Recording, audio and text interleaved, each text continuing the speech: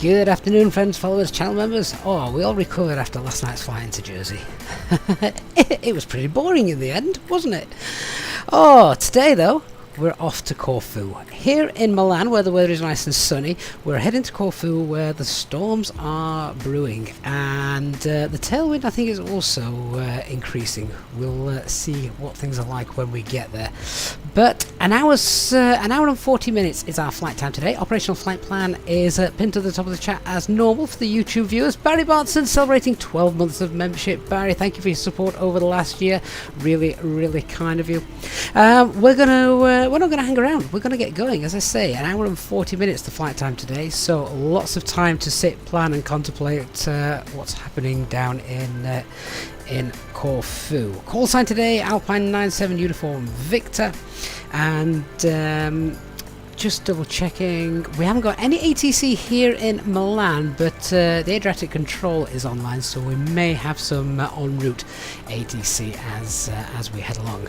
So whatever you're doing today, whether you're working, chilling, and or just waking up, pop us on in the background and let us take you on a beautiful journey to Corfu. I can't remember the last time we did a full stream in the daylight either, so we're going to be able to enjoy some lovely views throughout as well.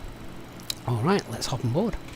So our aircraft is in its turnaround state. Let's have a look how long we've got to go. 23 minutes. So to have any chance of being on time, we probably need to start getting those passengers and fuel boarded, don't we?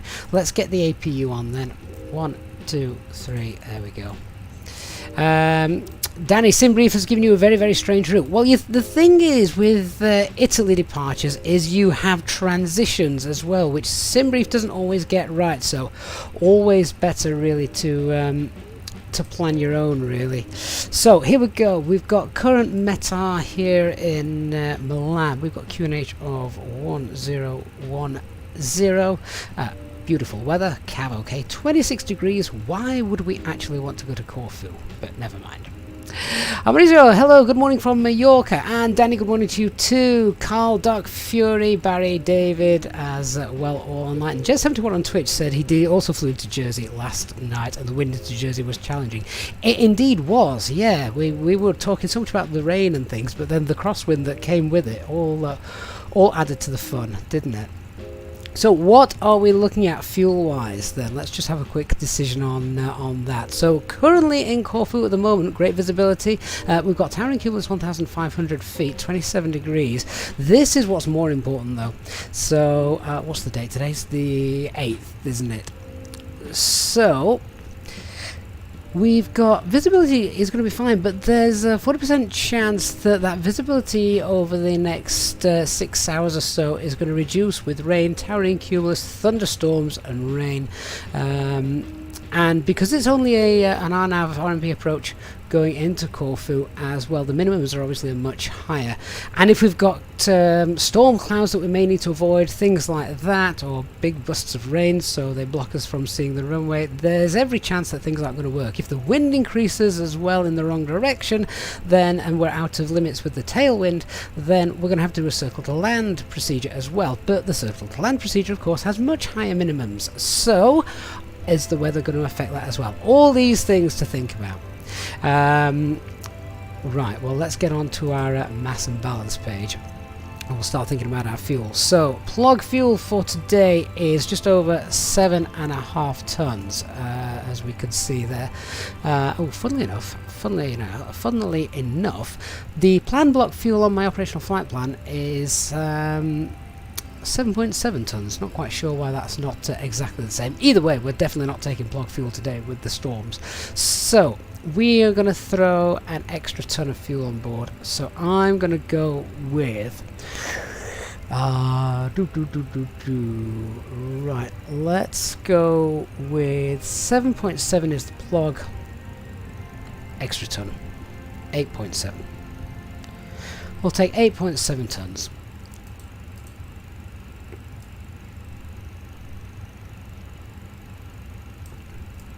There we go. So with an extra ton of fuel on board, that means our landing weight is going to be around 61 tons, which is light enough to get into Corfu. That's okay. Unless it's raining. we'll do a landing calculation. We'll double check that. But anyway, happy to leave that there. Let's just go and get the APU bleed turned on. Now, Corfu, let's do a landing calculation. So, landing weight is going to be 61, let's be conservative, 61.5 tons with the extra fuel we've just thrown on there. So, Lima Golf Kilo Romeo. Oh, let's try that again. Lima Golf Kilo Romeo. That's going to be runway 34. Latest METAR then.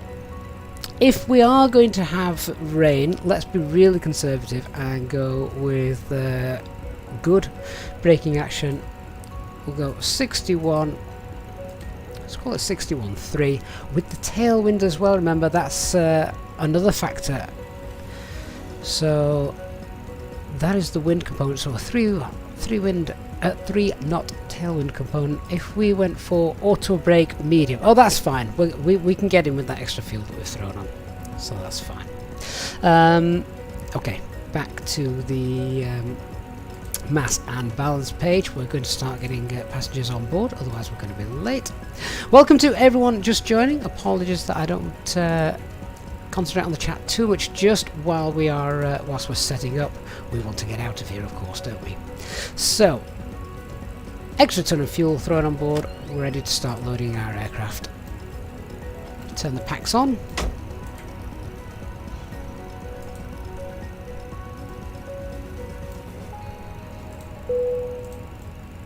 Cabin crew, we're all happy with how things are up here, so now open the doors and start letting our passengers on board. Thank you.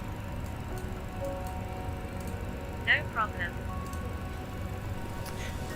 Right, we're ready. So, passengers are boarding.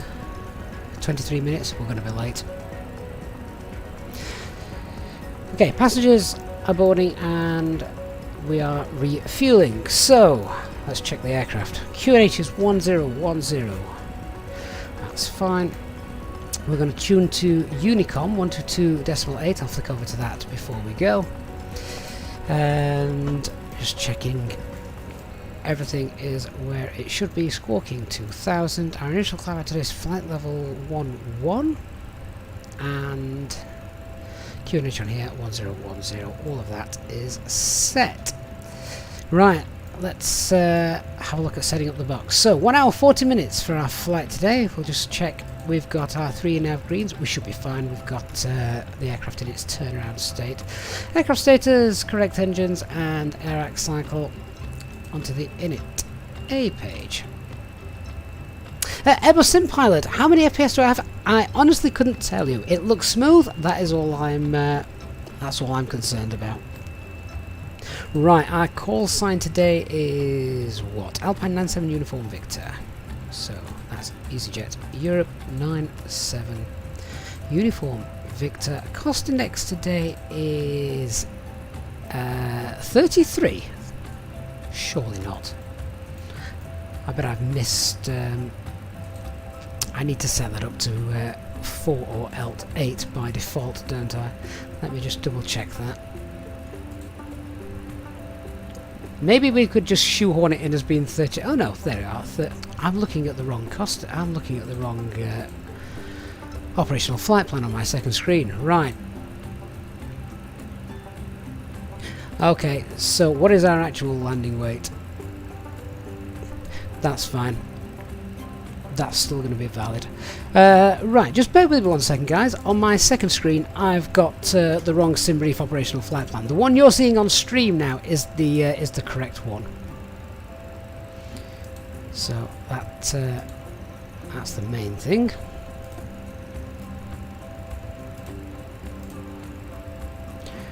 Also means the ones that I've given you guys is wrong, so I will update that as well in a second. So our actual operational flight plan today, let me pop that in the chat for you. There is very little difference, but just things like the cost index are now correct.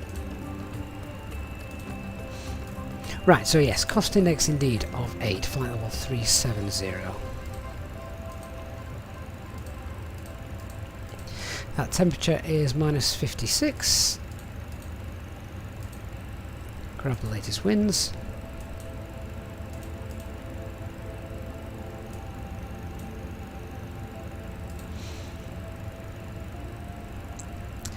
Okay, and the IRS init will check our location. So we are, where are we? We're stand 608. 608.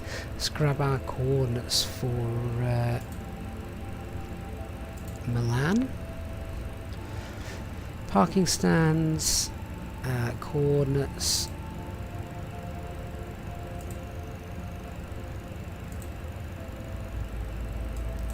Six 609. So check that these match. We have got 45.37.5 north and 8.43.1 east. Excellent. We don't have to realign everything. They're all correct.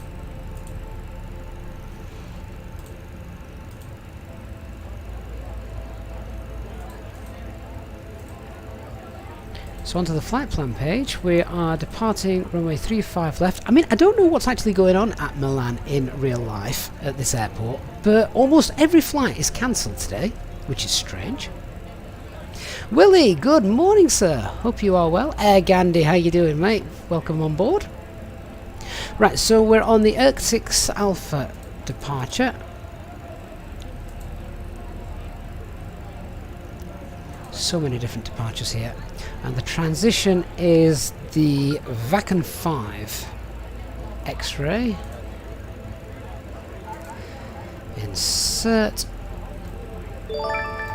And then let's go ahead and just check the coding with that as well in a moment.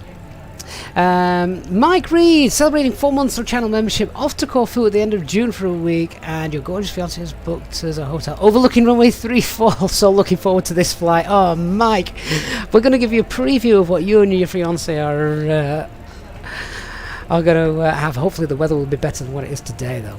That sounds awesome. You're not getting married out there, are you? You don't have to answer. That was a very personal question, but I just thought I'd ask. So let me see. So 1,200 feet, then Mike Charlie 623, 624, 632, then to Urquhart. That's fine. And then the VATSIM transition.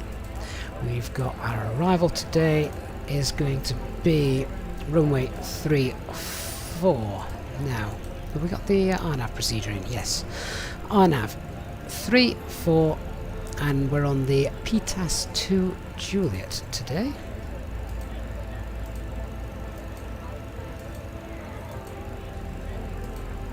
Have I gone past it?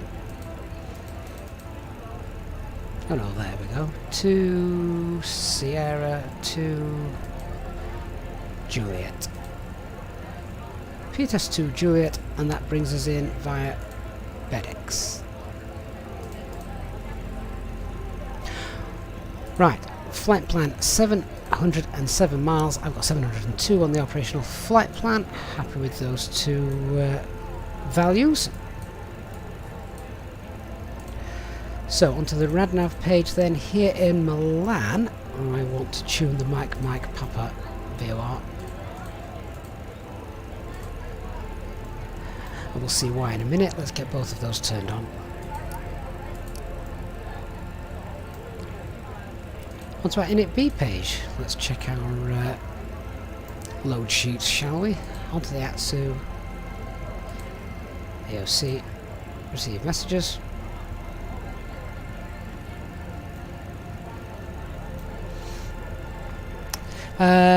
So then, what have we got?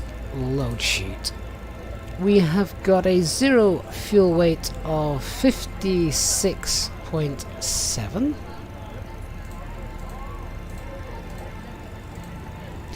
And zero fuel weight CFG 30.3.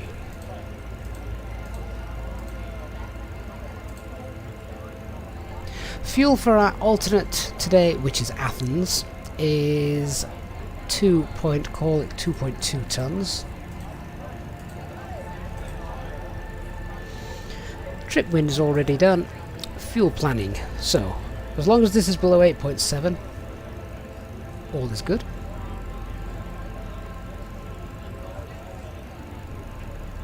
That says 8, we're going 8.7. Which gives us extra 20 minutes of thinking time. And a takeoff weight there of 65.2. Okay, let's go ahead and accept that. DC, good afternoon to you. Hope you're well.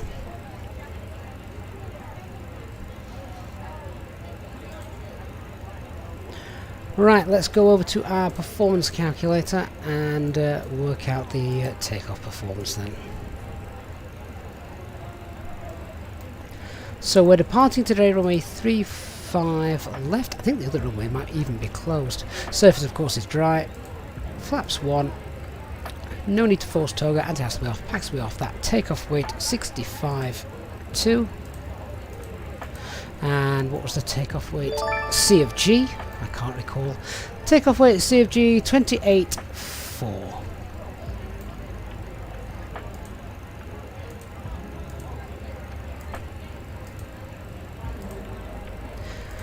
Grab live weather, and we'll just have a look at the charts for the intersection data on this. So, it's quite a long runway. It's a very long runway. Can we get a shorter taxi? Can we do Foxtrot, do we reckon? I wonder. Is Foxtrot a possibility from 35 left? Foxtrot, Echo, which is 2550. Let's have a look.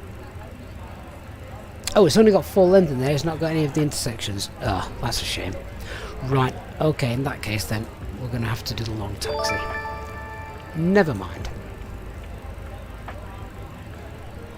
DC Gear also celebrating 8 months of membership. Thank you so much, DC Gear. Barry Wilson celebrating a year. And of course, as I said, Mike celebrating 4 months.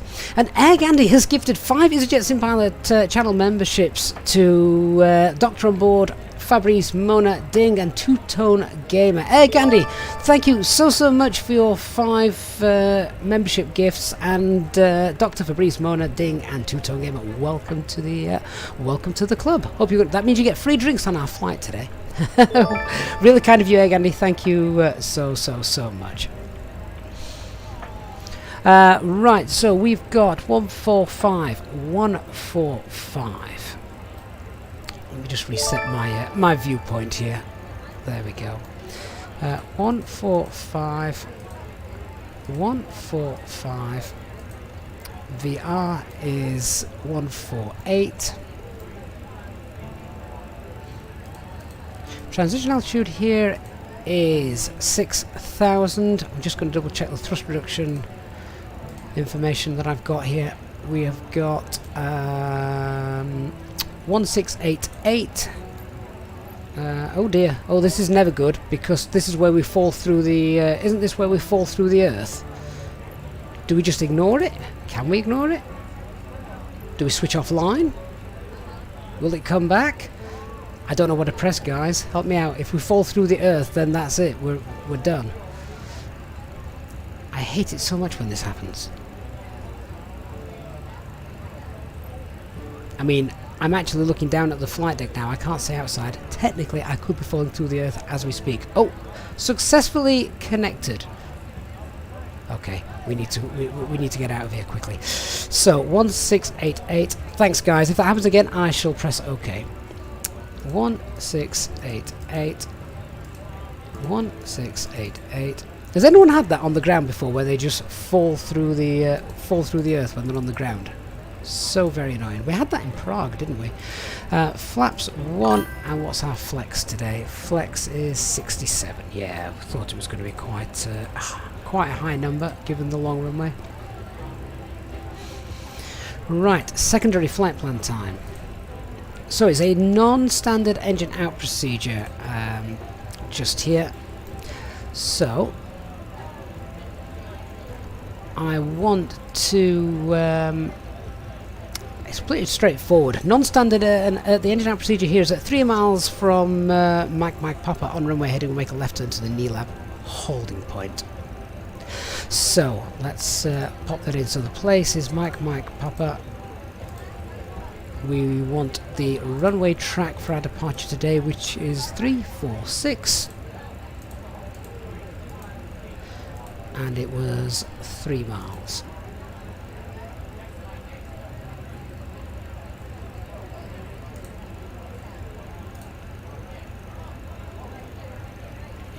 And then from here we're going to turn to NELAB.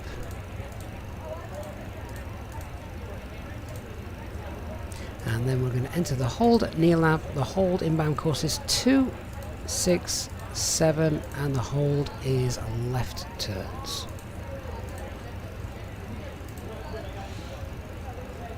From here then we'll come back to Milan.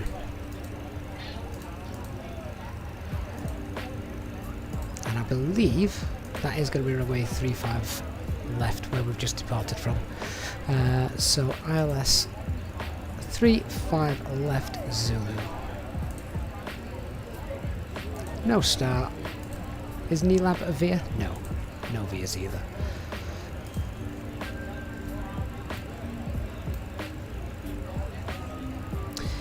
Okay, so that is our engine out procedure all shown. There's the NELAB holding point. We can hold safely over there and then we'll come back in runway 35 left should we need to. That's why we've also now got the Malpensa VOR showing as well down here, just so I've got some more situational awareness. Right, with all the box set up, I think we're about ready to start our brief. So the weather here in Milan is gorgeous. Lovely sunny day, very few clouds as you can see, great visibility. Don't need to concern ourselves with the weather. Our aircraft is type A320, fully serviceable with the exception of a working weather radar. That would have been quite handy with building thunderstorms and towering cumulus going into Corfu, of course. Our takeoff weight today is 65.2, which is around 800 kilograms above the maximum landing weight. Not that much, to be fair. Once we've taken off, etc., if we needed to get back in here, we'll have very little trouble. Only no time to be aware of is obviously runway 35 right is closed, hence the departure runway 35 left. Looking at flight radar 24, if anyone's got it, just look at Milan on your phone. Every flight seems to be cancelled. No idea why, but there you go. So the threats around Milan: terrain, biggest threat around Milan. A couple of other things I'm going to put on here just to show. So we've got, let's have a look, there you go. So from the Malpensa VOR, there you can see as we depart out, minimum safe altitude is 6,000 feet. We've got terrain which starts to build up around 10 miles away from the airport to the north. Well, to the north, northeast, northwest, etc., the Alps. So if anything goes wrong, we want to be heading to our holding point. If something went really wrong and for whatever reason we lost both FMGCs, etc., as long as we turn and fly in a southerly direction, that is the main thing. Otherwise, we could be in serious trouble. So minimum safe altitude on departure 6,000 feet, and then as we get around 10 miles away from that on our planned route, it's going to be 8,000 feet. Just with that in mind, I'm going to go to our fixes page as well, just for a little bit more situational awareness. Pop in there, Mike, pop up, and just put a 10-mile radius around that, so we know that we've got 6,000 feet whilst we're in there, and then it's 10,000 feet once we're outside of it, on our planned route, of course. To the south it is indeed lower. Dark Fury says industrial action in Italy is adding to expected dozens of cancellations. Ah, dear. Oh well, doesn't affect us. I'm not going on strike. Right, let's plan our pushback, etc. We are parked stand 608. We're going to push back here facing south. We're going to then taxi on to Yankee, and then from Yankee we'll go on to Tango, and then will it be Kilo? Yeah. We'll not taxi on Whiskey, as that's the one obviously closest to the runway, so landing aircraft will be vacating onto that, so it'll be Kilo, and then we will go all the way down. Just want to check actually, the full length that it gave us was 3920. That is the full length from the threshold, isn't it? Yes, it is. So from Kilo then, we're going to be holding at Golf Whiskey. That is right at the end. On departure, nice on-nav departure, we have max speed restrictions as well, 210 knots, 220 in the turn. So let's check what our characteristic speeds are as well. So 200. Okay, we're going to fly flaps 1. So 191.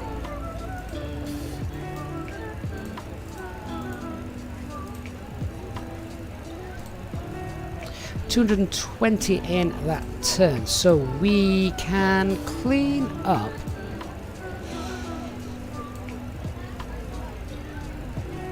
We're going to be able to clean up and fly green dot during the turn. It would actually make sense.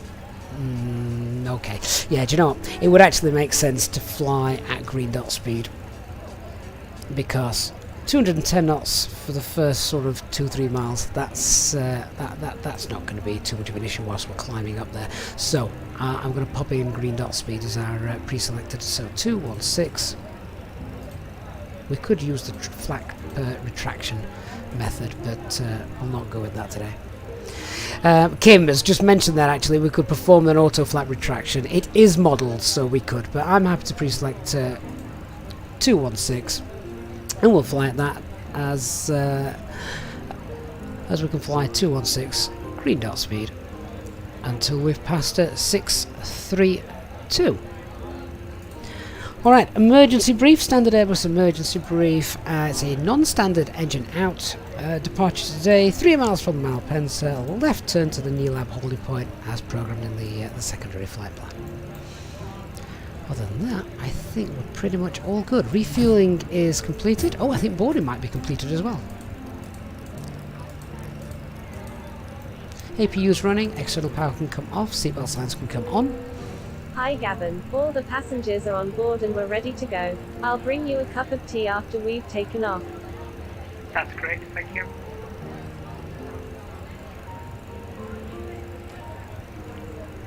Right, so everyone's on board. We'll welcome everybody on board while I just check a couple of things. Then we'll start running some checklists. Ladies and gentlemen, this is your captain speaking. My name is Gavin, and I would like to welcome you on board this Easyjet aircraft. We expect a good flight with you today, with no weather problems showing in front of us, so we should be pushing back within the next few minutes or so. For now, the ground crew have now finished loading the last of the baggage into the aircraft, so if you can get yourself seated and secured, then we can make sure we can depart on time.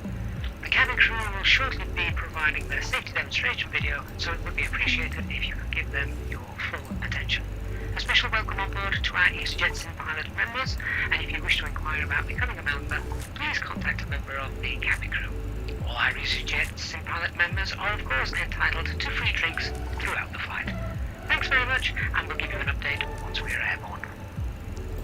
Right, so good news, our takeoff performance calculations are valid. Zero fuel weight is the same. Our takeoff weight is 65.1, which is slightly lower than what we've planned. So again, everything's fine. We can leave everything set up as is there.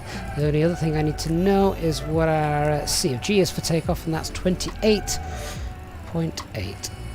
That's what we'll set the trim to. Wonderful, right, let's run some checklists. So then, we have finished the cockpit preparation is completed, our signs are on and auto. It is 3.5 green, fuel quantity is 8670 and balanced, FMGS is set, altimeter is 1010, 740 feet.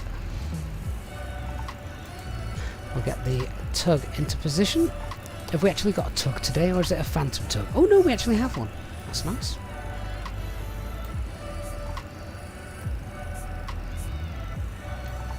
There's flights just getting cancelled, isn't there, all over the globe at the minute. We hear in the media here in the UK about how bad Manchester Airport is and Gatwick, etc., but it's not just the UK.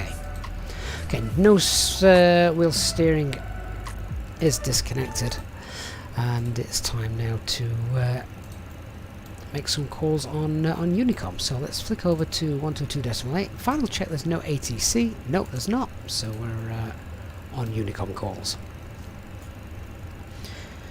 Malpensa traffic, Alpine 97 uniform, Victor pushing back from stand 608 facing south. Right, so there's our taxi clearance. We'll get the beacon light switched on. We'll remove all the chocks, cones, etc. Acupressure is in the green. Transponder is set. And final check, we'll go to the ground services page. GPU is off. Before start checklist below the line, windows and doors are closed and armed. The beacon light is on, phone is on silent, parking brake is set. Cabin crew, we're all ready to go, so please arm the doors and cross-check. Thank you.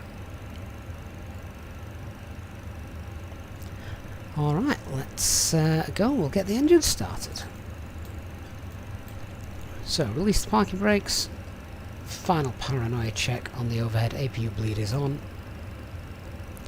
And pushing back. Engine motor selector to ignition and starting engine 1. Welcome on board if you're just joining us on our flight to Corfu today, racing with thunderstorms. Traffic, it's Arrow 195 taking off from radio.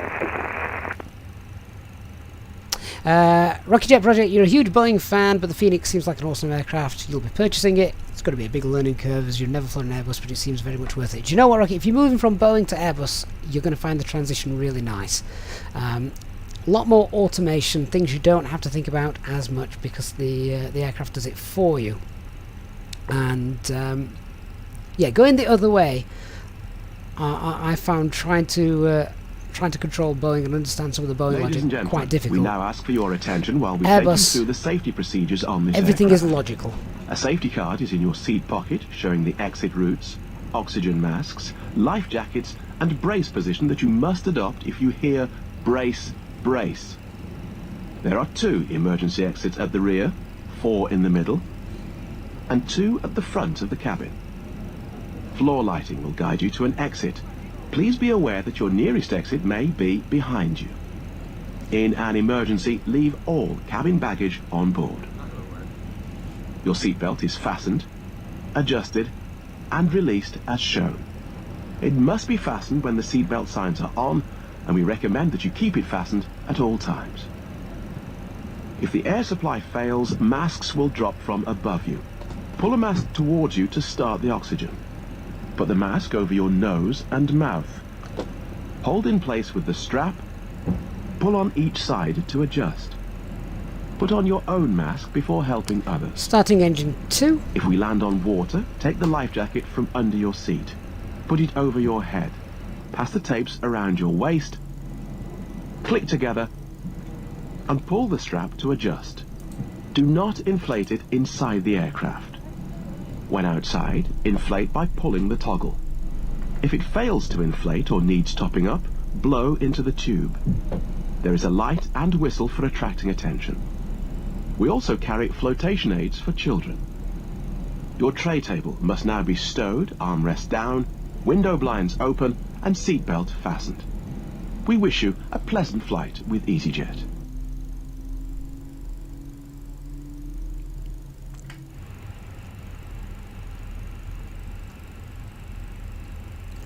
Once again, not the best pushback in the world, but when toolbar pushback is sorted, that's going to be the best. The pre-planning is just really nice. You don't have to concern yourselves with where your aircraft's going and trying to steer that while setting it all up. Such a shame that there's a bit of an issue with it at the moment.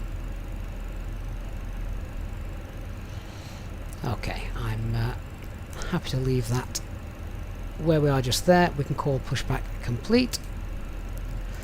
So we'll set our parking brake.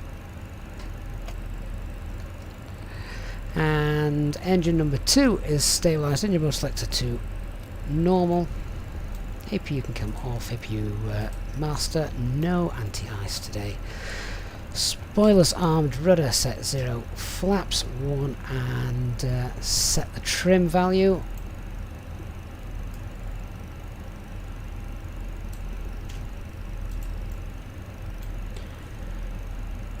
Okay. Tug is disconnecting. After start checklist. Anti-ice is off. Ecom status is checked. Pitch trim 28.8. Rudder trim is 0.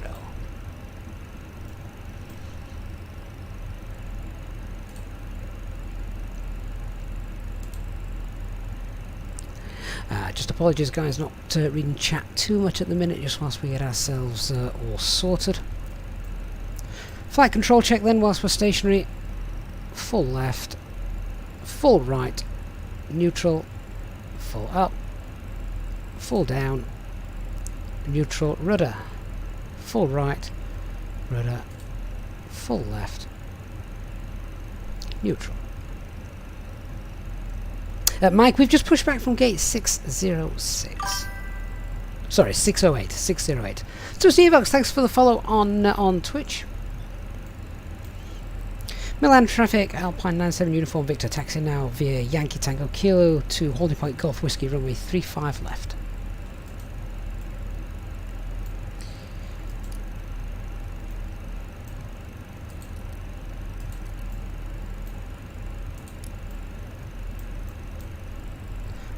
Okay, parking brakes released, off we go.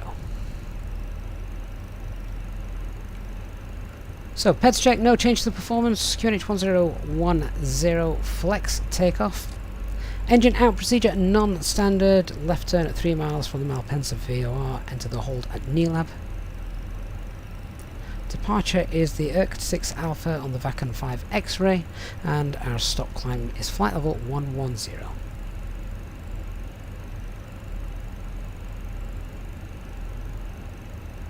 Hey Paul Newman, how you doing? Good to see you on a live stream. Hope you're well.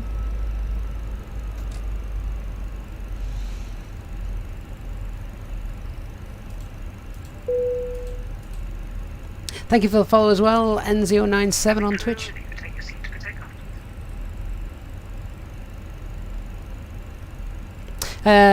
Sniper says, hello, want to ask why the landing weight turns out to be different to what the preliminary load sheet says. Well, if you've loaded extra fuel, then obviously the load sheet...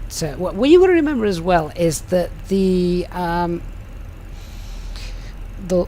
load sheet... In fact, do you get landing weight on the... Landing weight on the load sheet, is that what you mean? The load sheet doesn't usually give you a landing weight, as far as I'm concerned. I would have to double check that.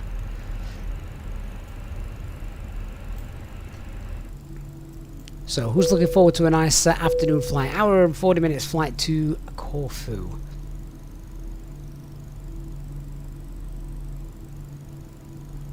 I do love the views you get taking off from Milan towards the Alps.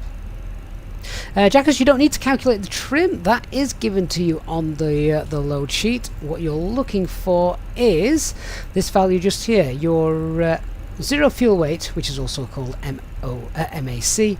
So your MAC takeoff weight, that is your trim value, 28.8. So then you just eyeball it. If you want a little bit more information on that, check out the full flight FENIX tutorials that are available.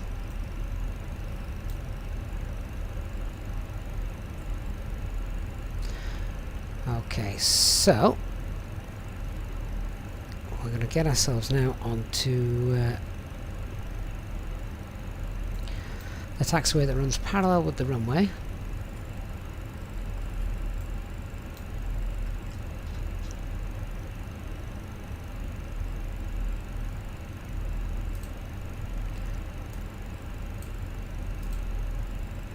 And then once we're on taxiway Kilo, we're going to run our before takeoff checklist.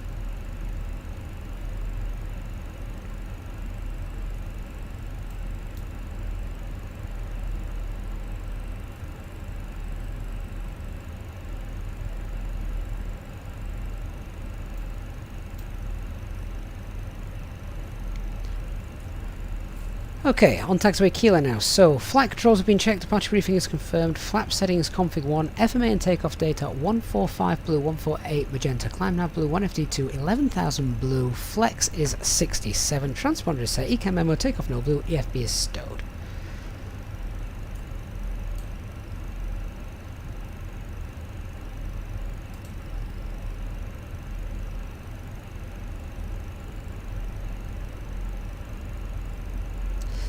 So what you do have to remember as well is that your operational flight plan is basically just that. It is a plan. Things don't always go to plan. You, as pilots, you'll throw on extra weight. Passengers may not turn up, so you've got less weight, etc. So your landing weight can change for a variety of reasons.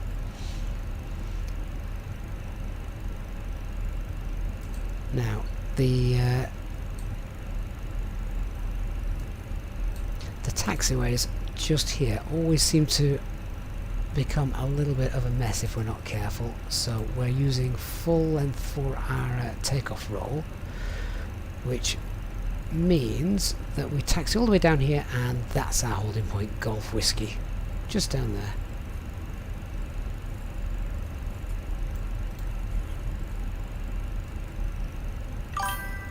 I wonder if when sim update 10 comes...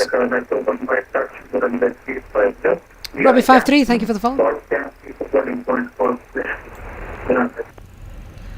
Last station, that readability was 2. Not too clear. Yeah, here we go. Golf Whiskey. Yeah, Robin53, thank you for the follow on Twitch, my friend.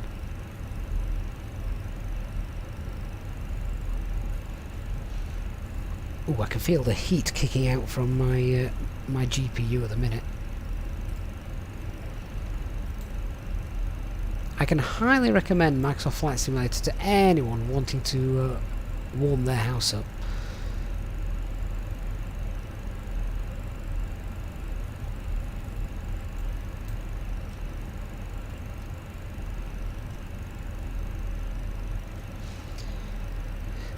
Right, I can't actually see another stop line for the runway, so we shall we'll hold that there. I thought that was the Cat 2 and 3 holding point, but I can't see another one. It's not a fully handcrafted airport, this one, so some of the taxiways may not be accurate. Right, we're holding position. I haven't heard any other traffic on files. Approach path looks clear. Brakes look good.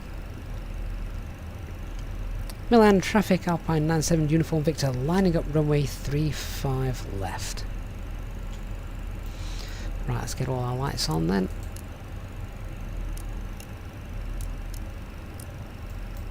Pax will be off. TCAS set to TA-RA.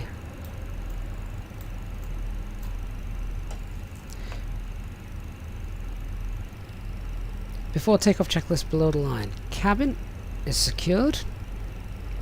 Engine mode selector is normal. TCAS TA-RA. Oh, hang on. Just 1 second.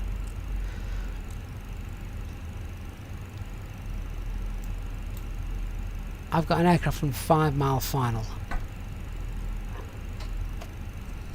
I am going to hold position. Milan traffic, Alpine 97 Uniform Victor, holding short runway 35 left for landing traffic.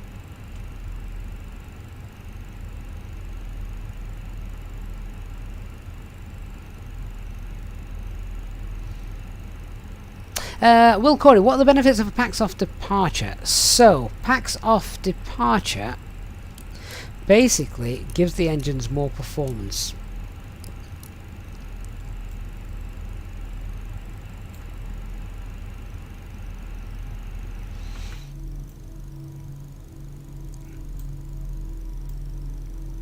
Now, is this the guy coming in? If he is, he seems very low.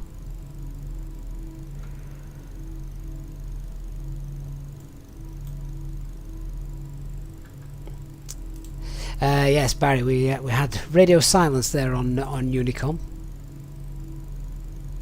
Thank God for TCAS. Hi Flyer, this is a free version of Milan from flightsim.to.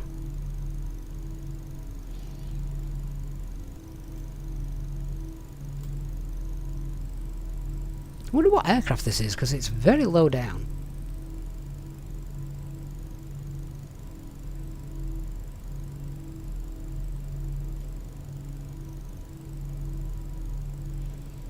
Sort of taking the tops off trees low down. I wonder if he's running 3.5. He could be on 3.5 right, you know.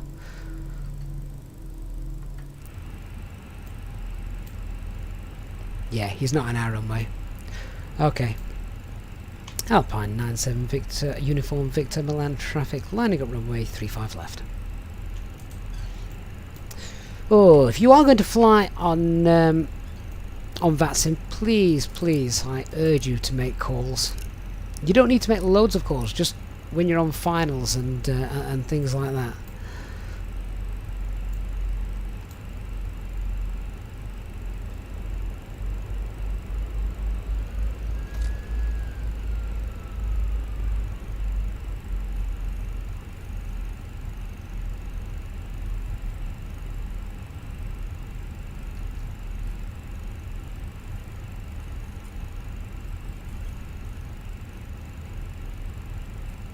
Dusty on Twitch, you're new to this. Seems so hard. How do you know every button, and how would you learn to start? Check out the tutorial videos on YouTube, my friend. That would be my first recommendation. Right, lined up, nice long runway. The Alps are ahead of us. We'll not crash into those. Let's go. So, takeoff. Start the chrono.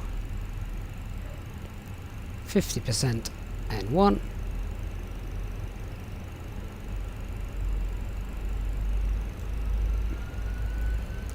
Engine stable. Set takeoff thrust. Man flex SRS runway.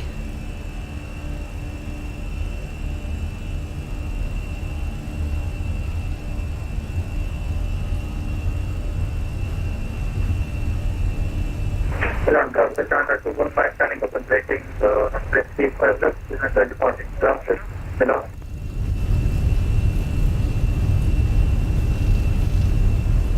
Long runway, so a long takeoff roll. V1 rotate.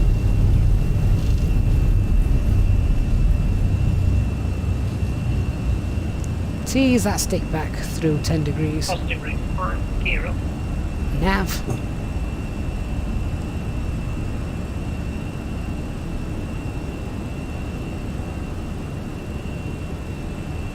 And then we're just hand flying following the flight directors at the minute. Set climb thrust. And autopilot 1 engaged. Pack 1 on.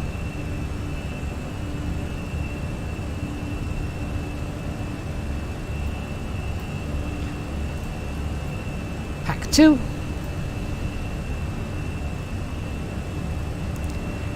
This is where we're being a teensy bit naughty. 210 knots. We'll pass 210 knots and flaps will retract. We'll now clean our aircraft up. There we go. Spoilers disarmed. Ignore the master caution for the moment. It's not affecting us as we're on autopilot. So we're now flying green dot throughout the first part of this turn.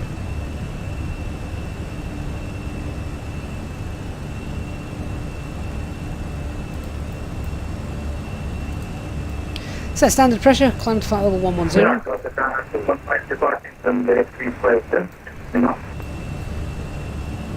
Milan traffic, just for information, last transmission readability 2.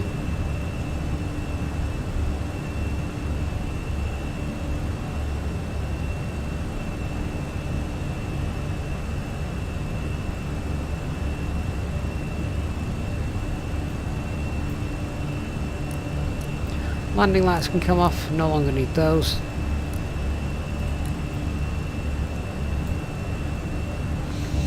Quick look out.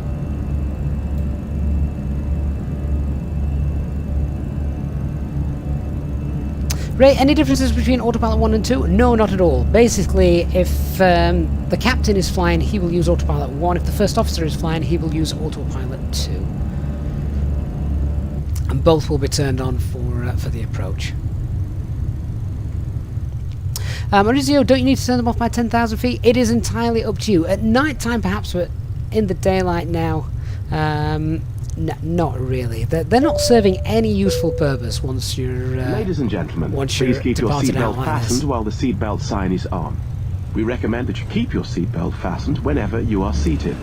Toilets are located at each end of the cabin. Remember that smoking is not permitted at any time. This includes e-cigarettes. Rocky Jet, does train radar work? It does indeed. Do you know what? I actually keep forgetting that works here in the FENIX.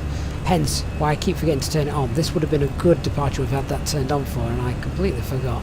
Right, no ATC around, so we're going to continue our climb now. We'll go open climb, set flight level 200, thrust climb, open climb, 200, blue. We are now through that constraint. We're above 10,000 feet anyway, so we can push for managed speed. We'll start to accelerate away.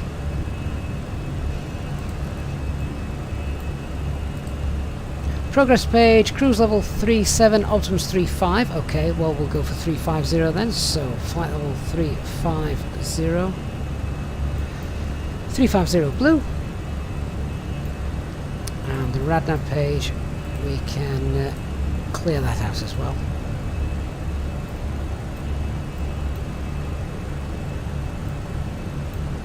So Leonardo, that is an ECAM message telling me something about calibrating the null zones in the flight stick. I have it occasionally. Doesn't really seem to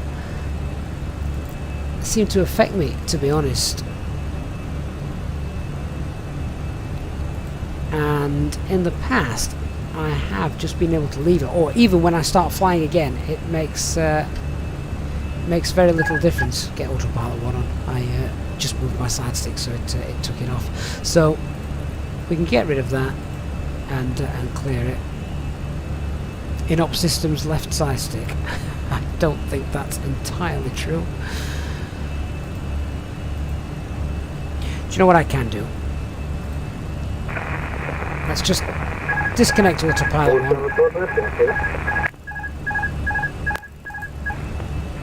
And I'll just hand fly for a little bit. And that sometimes tends to right itself. So if we just do a slight roll left to right, apologies to the passengers.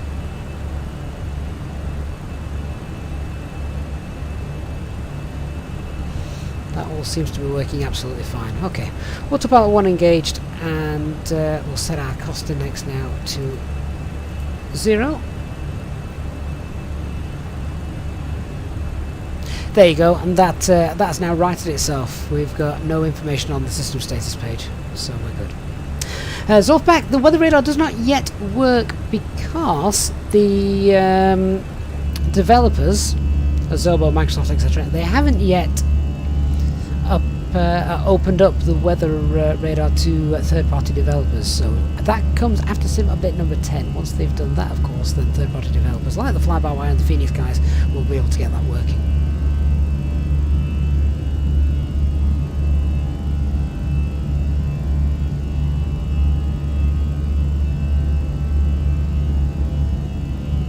Italy, of course, recently the last country that was updated through the world updates. So, looking beautiful down below.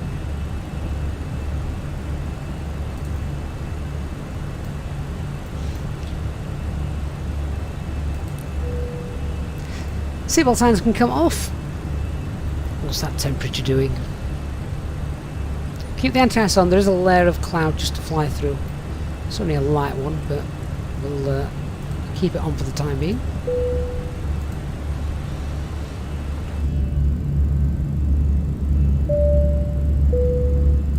Ladies and gentlemen, the seatbelt sign has now been turned on.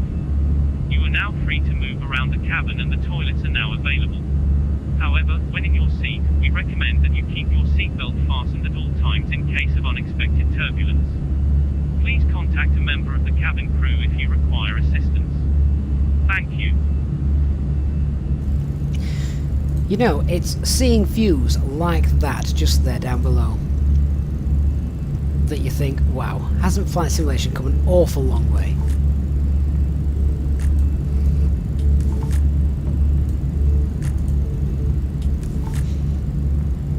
Coupled with the fact that I've just grabbed my cup of tea that I chucked in a flask that I made made about 3 hours ago, and it's still lovely and hot. We're winning.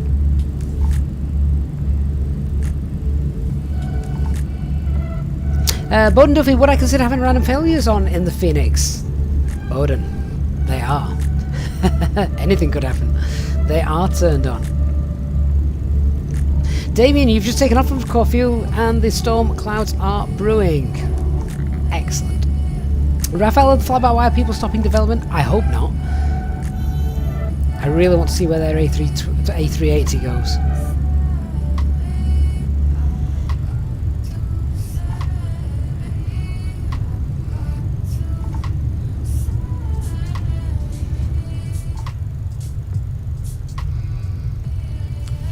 A little bit turbulent coming through this cloud there. Mark Burgess, hi mate, how's things? Hope you're well.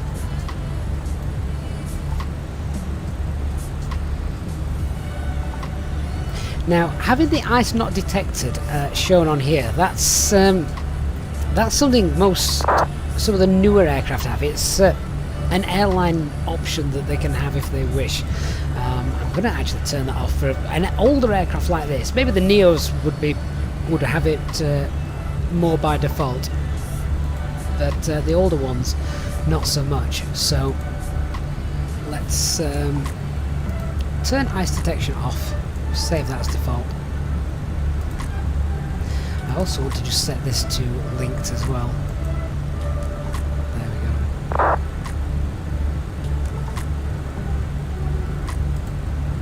RA callouts 1000, we'll have that turned on. 50, 40, 30. Oh, and I like 5 turned on as well. If you hear a 5, you know you're doing, you know you should be having a decent landing.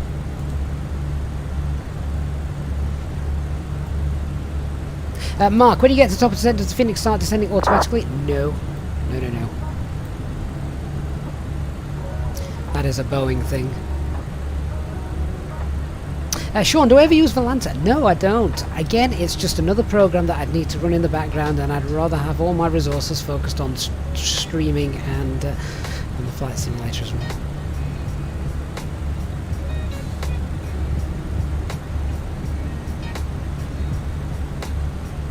Paul, you hope Aerosoft will release the 330 sometime this year. That'd be great. Do you know what I would love to do? And I would do this, but I don't know how many people would actually like me to do it, and that is in a morning, basically set up a flight first thing, a good 6-7 hour flight crossing the Atlantic, etc., something like that, and I'd basically do what we used to do for the long haul flights we did during the COVID years, where I was on the microphone sort of thing for the pushback departure, taxi out, etc., and takeoff, and then I would have to come off the mic, go and do whatever I needed to do. I'd be in the chat room, etc., but then I'll just come back 6-7 hours later to land the aircraft.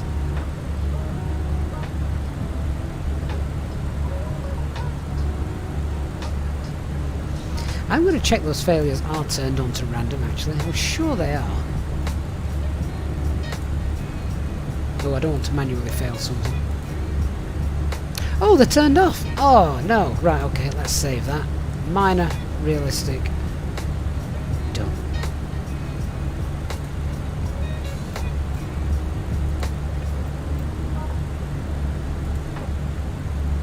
There we go. They are turned on now. Oh, it's because we had the last update, didn't we? So some things got reset. Never mind. Boeing pilot, why does that cost the next to 0? So that is a company operating procedure, standard operating procedure. Not all airlines do that. Obviously the airline that I'm sort of replicating here do that just during the climb. The idea is to brings the speed back. In order to do that, you pitch the nose up, means you climb faster to your cruising altitude. Once we get to our top of climb and back into the cruise, then we will put the cost index back to the planned cost index of 8. Danny, yeah, we used to do a lot of long hauls, Von McLean. They were always on a Monday or a Friday. I liked them on a Friday. It was a great way to end the week.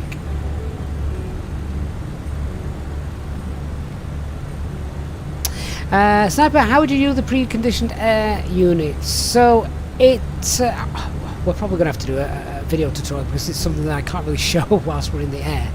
In fact, I can't even access that page just here.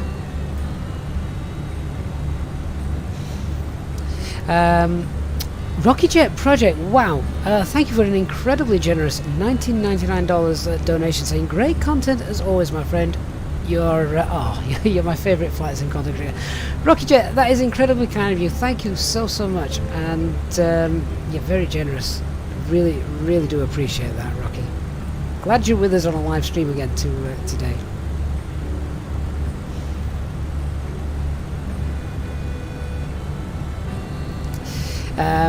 Dark Fury, you and John are having a coffee, you're on your way to stick that.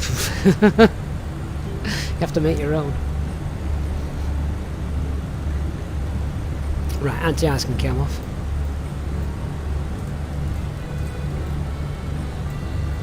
I don't even think I've got coffee in the house, I don't drink it.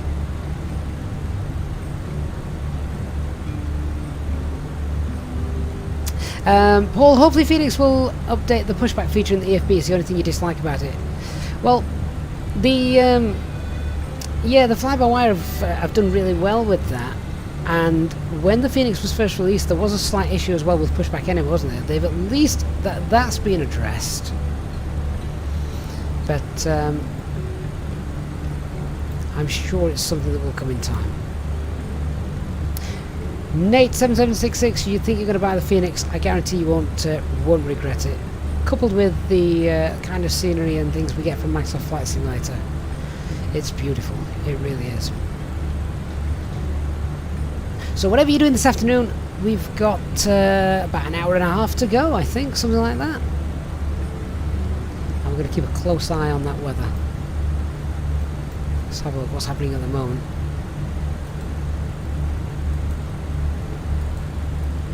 So current METAR, visibility is fine.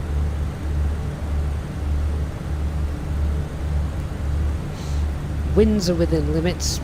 So just so you can see why I keep referring to the winds and things like that, the arrival into Corfu is an RNAV arrival, runway 34. There isn't an instrument approach, or at least I don't think there is. No, there's no instrument approach for the opposite runway, so it's just runway 34.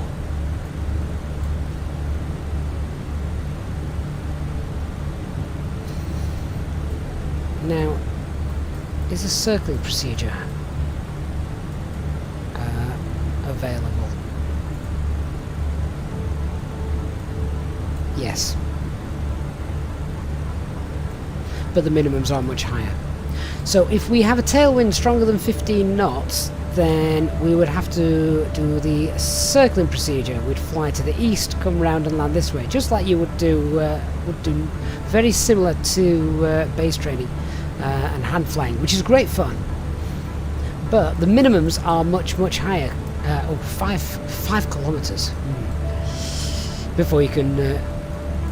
Sorry, 2,400 kilometers for the runway visual range, and a minimum descent of 2,000 feet.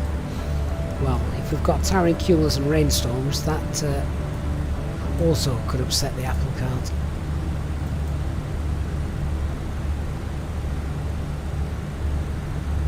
BE, what kind of monster doesn't drink coffee? Oh, I make up for it in tea. I drink so much tea.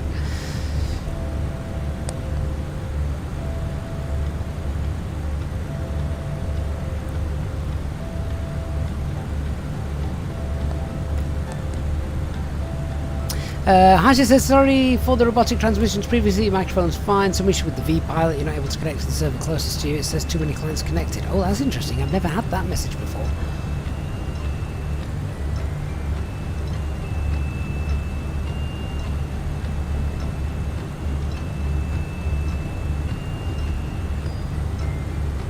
Drilly, do I drink hot or cold tea? Oh, no, tea has to be hot.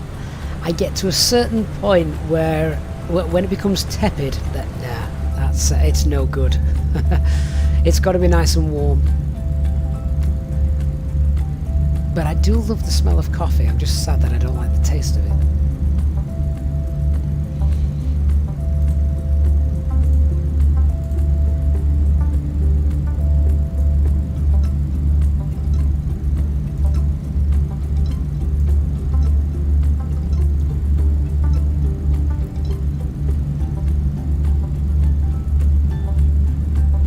In fact, I don't like cold tea that much that in the morning when I boil the kettle to make myself a cup of tea, I make a cup of tea that I know I'm going to drink straight away, and at the same time I make a second cup of tea that I put in a cup, a flask, a thermal cup, pop the lid on, and then I know that in 2-3 hours time it's there. It's just sat waiting for me to pick up and drink. It'll be the right temperature. That is exactly the one that I'm drinking now. Made at 9 AM this morning, and it's beautiful. Von McLean, is the banner having a moment? Let's have a look, shall we?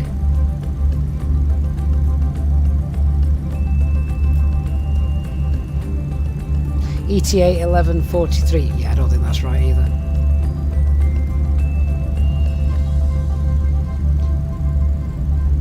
Let's see if we can just update that, shall we? Danny, drinking coffee makes it feel like you're having a really productive day even though you're not doing anything.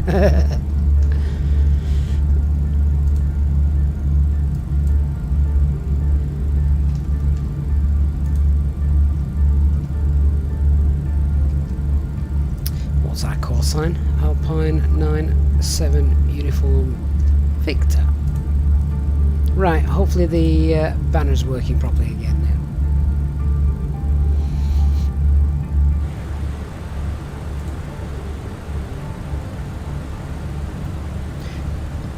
Just check our progress page. Flight level 350 is still going to be the one we aim for the moment.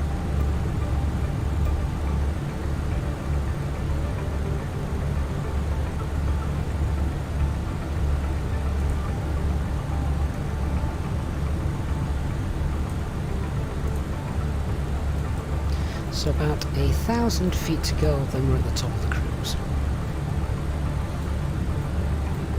We spent about 15 minutes on the ground after pushing back in Milan, just looking at the timers.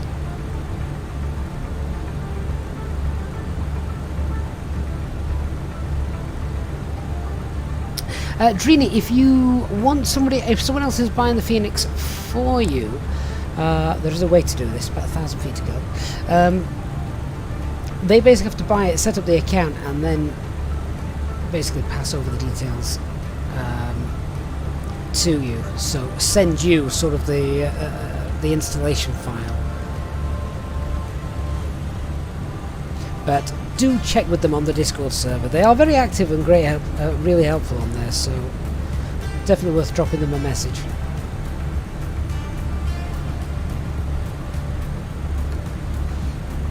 Mac Alt Star.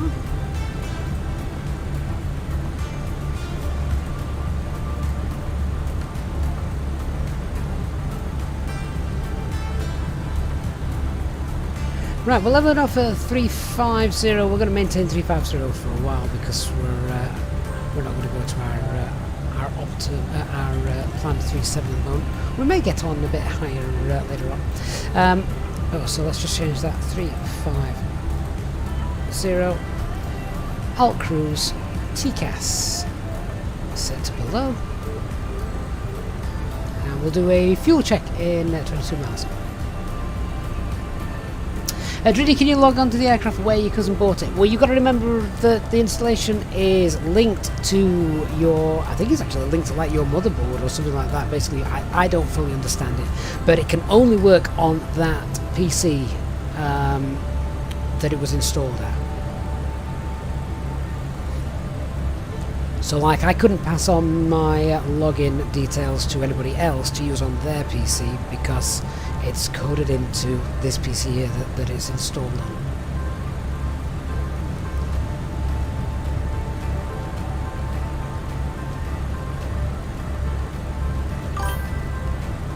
Telfido, thank you for subscribing.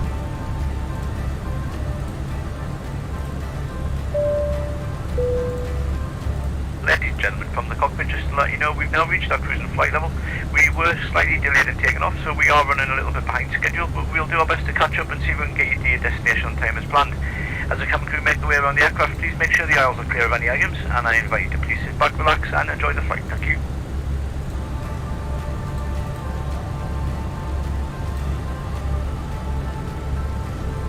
It's a bit warm in the cabin, isn't it? Shall we just reduce the temperature? It wasn't that cold in Milan when we went, so it'll just reduce the temperature on there, cool the camera down a little bit. Felix Bull, good morning, no, good evening in Australia. Yeah, you won't have been able to catch a stream for a while. I can't remember the last time I did a daytime stream. It would have been well over a week ago, maybe even 2. So great to have you on board for this one.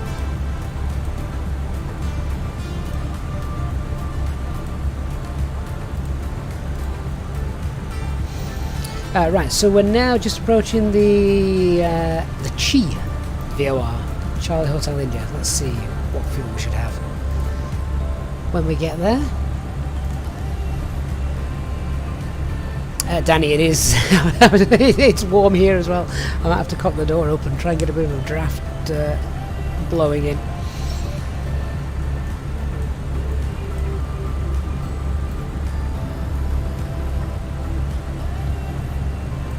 Right, how much fuel extra should we have? We took, what did we take? 7. So that's about 1.2 tons extra. So that would be 6.7 tons. What have we got? Oh, beautiful. I like it when a plan comes together.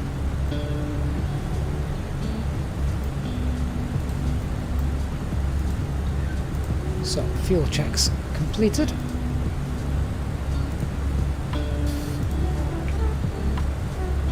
We were 8 minutes late. Where's the code, the delay code for unresponsive aircraft on VATSIM? Not the button I wanted. Incorrect departure time, new route, fueling, defueling, delay of inbound flight. Oh, okay, well. Well, an inbound flight caused me a bit of a delay, but never mind.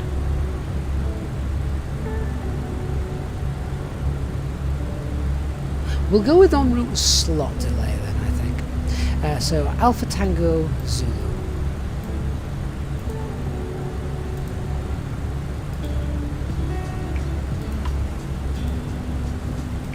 Did it say 8 minutes?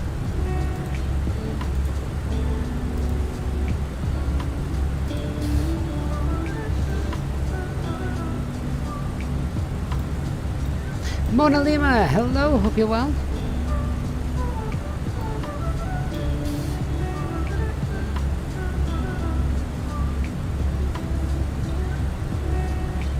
Hey Barry, could you have a look at the predicted wind in the McDo and in sim en route and landing? What, to see if they're accurate, do you mean? To see if they're the same?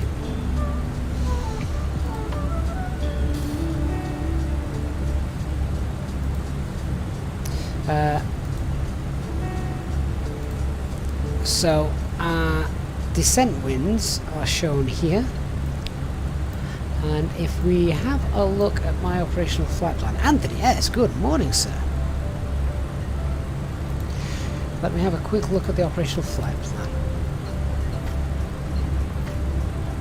Right, so this is a good shout. So we've just passed Charlie Hotel India, haven't we? We're at flight level 350, so that would be these winds just here.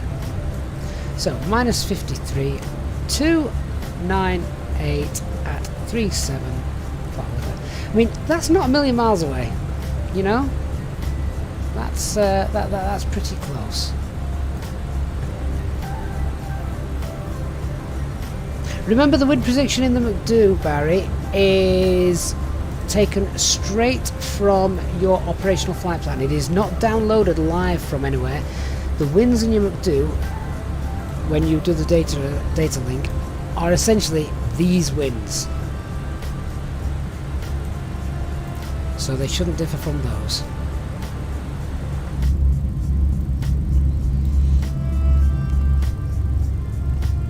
Oh, I was hoping for some nice views of some land. I forgot. We're obviously now over the is it the Adriatic? Well, there we go. Must be lunchtime. In just a few moments, we'll commence our in-flight service, offering you the chance to purchase from our selection of fresh food available today. Full details can be found in your in-flight brochure. We accept payment in pounds, euros, most major currencies, and debit or credit cards. The correct change would be greatly appreciated, and if we can be of any further assistance, then just ask us as we join you in the cabin shortly.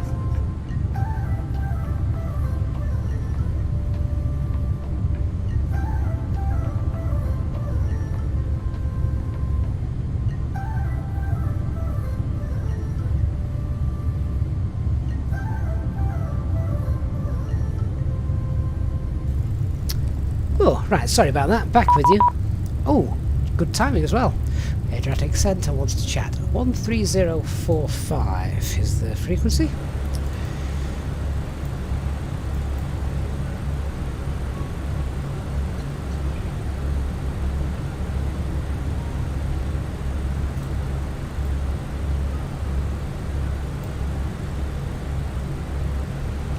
Centre Alpine 97 uniform, Victor flight level 350 direct VATSIM. Alpine 97 uniform Victor Adria radar tolerance squawk 5250. Squawk 5250 Alpine 97 uniform Victor. 08658 request heading 1652 to avoid. 0658 heading 160 approved report avoiding complete. Reach heading 165 please. 165 approved. Heading 165 approved and report holding 658. Barry, that is correct as well. So the winds you got in the Alpine 97 uniform Victor identified, proceed direct Peters. direct Peters for Alpine 97 uniform Victor. That is a huge. Paper 2832, request heading 105 to avoid. Speedbird 2832 heading 105 approved report avoiding complete. Copy, thank you.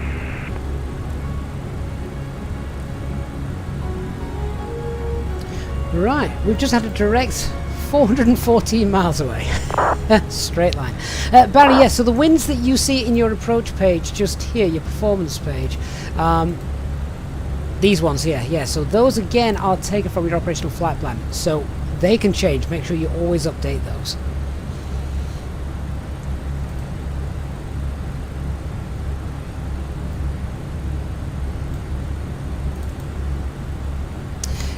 Now we've made voice contact as well. Let's just turn this up. We can log into Adriatic Centre using CPDLC. Just check we're not logged in on the second McDo. No, so we should be able to just go out to ATC connection, and the centre is Alpha Delta Romeo Whiskey. Alpha Delta Romeo Whiskey. And notify. Croatia 65, Romeo identified climb flight level 200.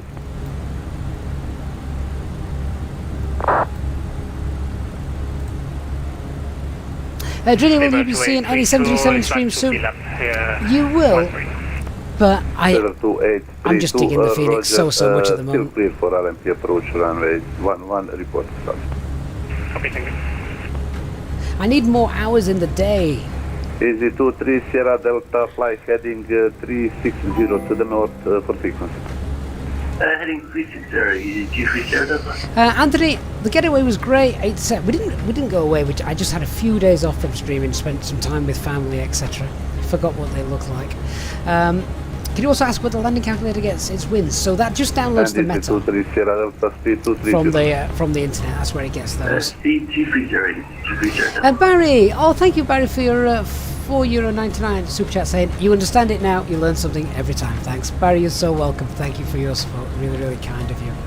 Rua Martins, hello sir. Hope you're well. Good flight. Yeah, well, hope so. I'm hoping the storm clouds don't brew. Right, excellent. We're now logged on to CPDLC with Adriatic Centre. I'm going to go ahead and just check some en route weathers. Control good days with 24 Charlie Heavy, with you flight level 320. 324 Charlie Heavy, area radar advance squawk 5242. So we'll have a look at split. Squawk 5242 is 24 Charlie which Heavy. is 240 miles away. 653, proceed Down direct here. Nupso. What's the company message that we've got showing up as well? Oh, Easyjet Ops and weather data. Let's have a look what Split's doing. Hey Gandhi, thank you so much for your £5 super chat. I hope the kids' holidays wasn't too hectic for you. 235, fly heading Loving the Phoenix tutorials, by the way. Really speed appreciate it. 200. Oh, hey Gandhi, that's really, really kind of you. Kids' holidays, as I'm sure you're aware, are always hectic. But there you go. Adria, good afternoon. So it's 24 My Mike escape is Heavy, here with you level, guys. 330. 624 That's Mike why Heavy. I love this community. What we got in Split? Weather's fine. 5252, the Wide squawks open. with 24 Mike Heavy. So that's all looking good. Adria radar, All looking good. Seabird 880 Alpha, inbound Nera, maintaining flight level 350. Busy on Adriatic radar today for a middle of the week Wednesday afternoon. T-Man, you absolutely love the Phoenix and being huge on Airbus, you find it hard not to fly. But then you look at the money you spent on the PMDG 737, you want to give it some time. Well, exactly. So, I mean, I bought the 737. I bought the PMDG. Easy 23 Sierra Delta from present position, proceed. But Still up I just love the Phoenix. It's like the fly-by-wire. People say, I'm not going to fly the fly-by-wire anymore. And I want to. I absolutely want to. And I'm not abandoned it by any means. But the Phoenix is the Phoenix. Feather 2832, runway 11 clear to land. And it became apparent last night as well, when we were looking at potentially needing to divert. The fact that you can go in and you can add all that stuff in, it's just really nice. And we've got the active flight plan, the secondary flight plan now, just the same as the current. So should we go and have a look and start seeing what's what for the arrival?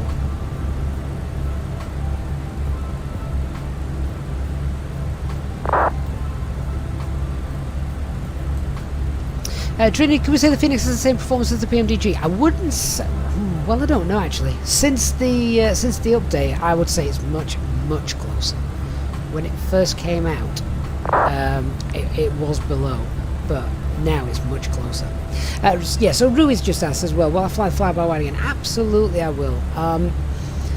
But I kind of sit there looking at the flight that I'm going to do, and I think, which one do I want to fly? And Phoenix is just winning all the time at the minute. Easy 23 Sierra Delta, resume normal speed. Resume normal speed, Easy 23 Sierra Delta. Logon's been accepted.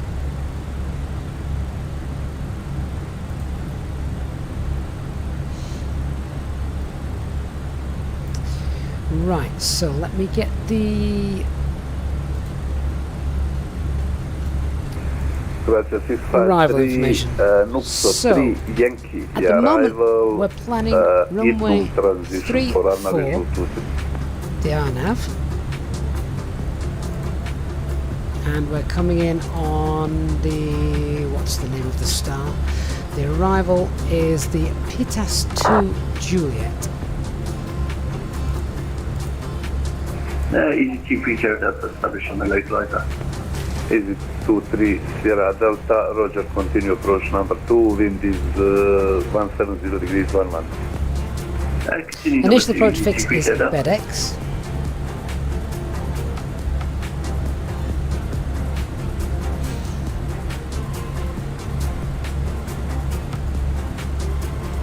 Transition altitude is 5,000 feet, and it's going to be an RNAV approach.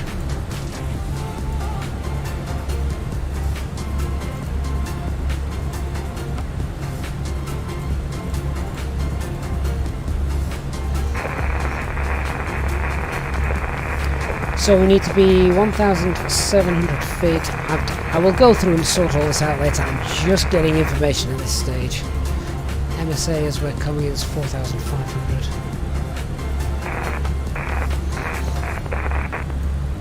Runway visual range needs to be 2,400 meters, and the decision altitude is 770. Of course, this is just if the weather allows us to do this. I'm hoping it will, but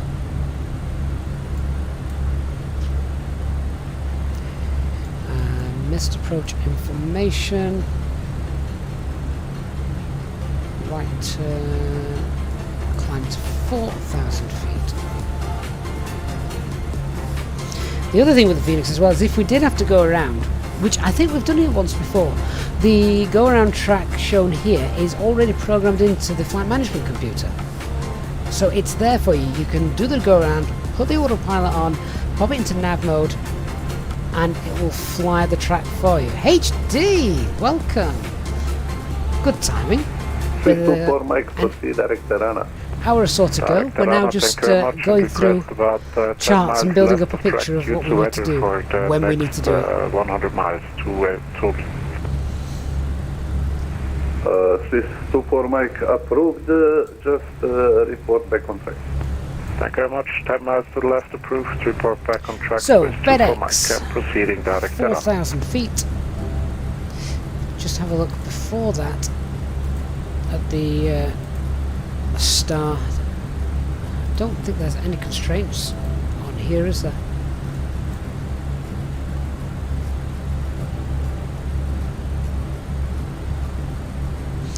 Right, so we can get down to 11,000 feet is our lowest we can get to, 25 miles from Kilo Romeo Kilo. And that's around 40 miles to the initial approach fix. Well, that's plenty of time.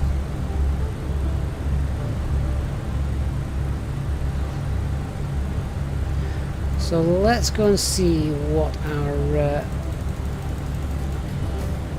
FMG is telling us.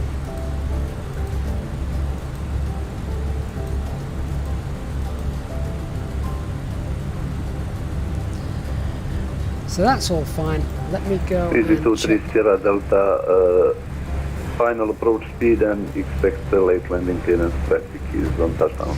Here it is. This is what I'd really like to see. It's drawn beautifully. So at FedEx, I'd like to be 4,000 feet at FedEx, and then that gives me the time uniform. We are back to slow down, get configured, and be ready for the RNAV approach. So I'm going to tell the aircraft that's what I want to do. So FedEx, 4,000 feet, and I'd like to be green dot at FedEx, just to see actually how far away FedEx is time wise. So from Easy 23 Sierra FedEx we've Delta, got 10, runway 11 miles or so, Please land runway 11, easy 23 Sierra Delta. which is plenty of time to slow down. Welcome to Dubrovnik, taxi via Golf to stand 11. Golf to stand 11. So we don't need to be any slower than green dot at FedEx. We just update this so that the aircraft has got all the information it needs.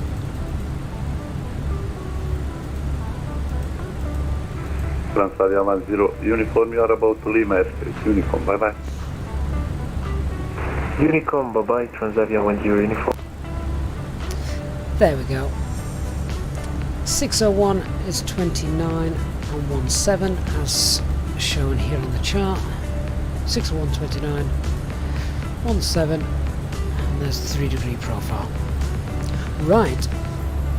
So far at the moment, HD, we can get in, but that may change. In fact, we should probably do another. I know you've only just come on, HD. We did a landing calculation pre-departure. So we did a dispatch landing calculation, all was good.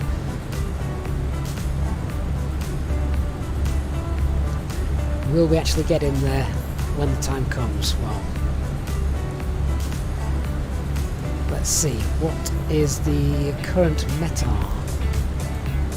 In fact, I don't need to do that, do I? The FENIX EFB is easy. 653, proceed direct Chemix, Lasso, next.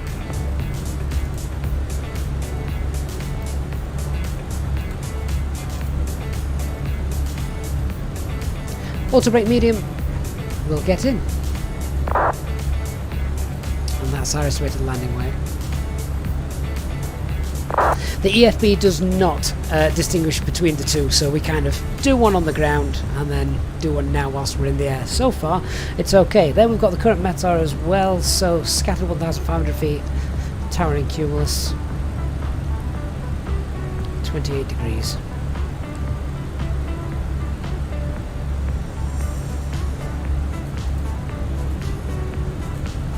Yeah, medium auto brake.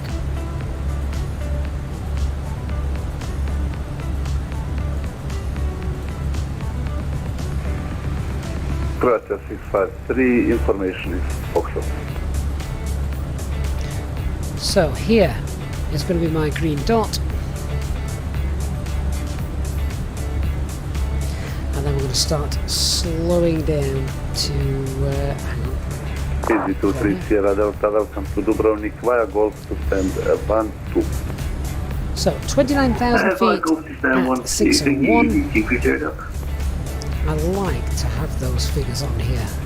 I know they're below, but it's just nice to have them on the chart.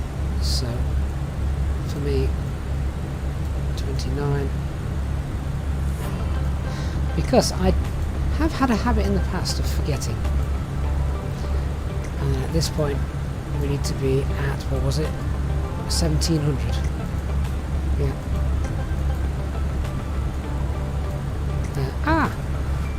Fat fingers.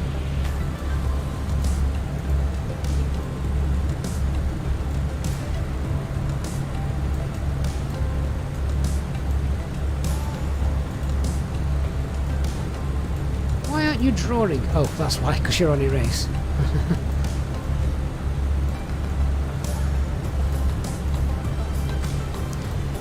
Helps a lot better now with the fact that you can do an RNAV procedure with the VDEV brick all coded in final approach mode, etc. But you still need to be at the right altitude.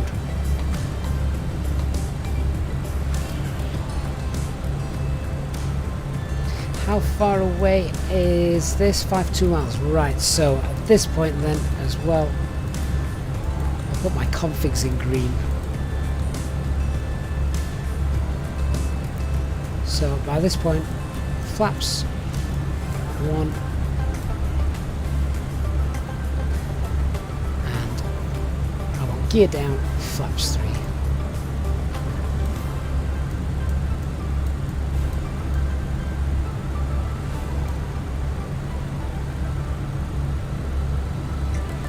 Right, I think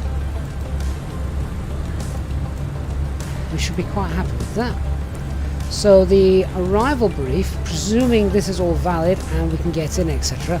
We're 4,000 feet, green dot at BedX, getting down to 2,900 feet, flaps 1. As we leave there, we can pull flaps 2, getting down to 1,700 feet, flaps 3, gear down, final approach mode engaged, 0.3 miles from Kilo Romeo 600.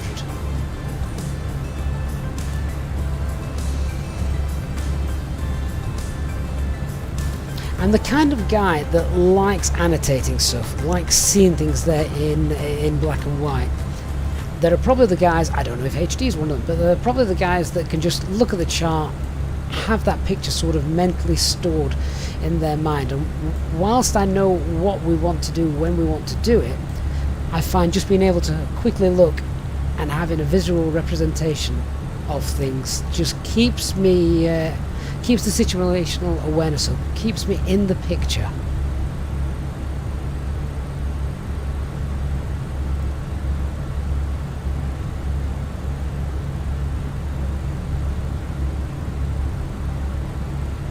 HD has just said, actually, an effective brief on how you're going to fly things works well. Don't really do the drawing.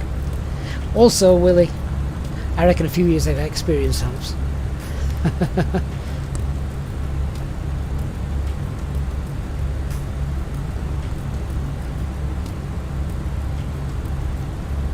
Swiss 2 for Mike is now able to... And HD has just basically confirmed exactly what I've said. The more experience you get, the less you rely on annotations. Swiss 2 for Mike, Roger. Return to track and continue direct run. Return to track and continue direct run. It does mean, though, as well, looking at this, you can see what my plan is. You know exactly what I plan to do where. So, as well as just said, yeah, extremely useful. And HD says that cadets are encouraged to do what they can to keep SA up and their mental model in line with what they want to do. I suppose every pilot is different, aren't they? I'm happy with this method for now. If it was somewhere like, I don't know, if we were going into Faro, somewhere like that, which is nice and straightforward. Or for me even, Gatwick, not Gatwick, Manchester. I know Manchester so well that the brief for getting into Manchester is pretty much, if coming from the south, it's basically the vectors to final, getting down to 3,500 feet. Green dot as we're on the downwind. Flaps 1 as they pull the base leg, and then flaps 2 with the glide. That is the brief coming from the south, getting into Manchester, because I've just done it so many times. But for places that I don't fly very often, I do find those annotations really neat. Pavel, can pilots have the opportunity to write on the iPads in the FENIX? I believe the option is there. It depends what company you've got, software you've got, but yeah, I think it is there, yes. Taylor from I didn't know we streamed on Twitch as well. Indeed we do. KLM 650, unfortunately no further ATC. Barry, I entered a direct a couple of minutes ago, but I did it slightly different. Barry, you're right. I'll show you what I did. And have a nice day, and so bye-bye. After putting a direct in here, instead of just then selecting direct 2, I changed it to a beam points. So what that means is if I went to direct, it would just clear my flight plan out entirely, and hang on, just erase that. It would clear the flight plan out entirely so that I would only have the PTAS point shown as the next waypoint. But instead of doing that, by pressing a beam, it leaves all your other waypoints in your flight plan in place so you can see them, and it's just useful for when you're doing the fuel check, so you've still got them, you know where you are. Now the direct that we got today was actually just a straight line passing the waypoints anyway, so we probably didn't really need the direct, but there you go. HD, what's the actual landing distance? Let's have a check, shall we? Why are you going to do a comparison? I also put the runway as good, just in case those rain clouds come, so this is quite a conservative estimation.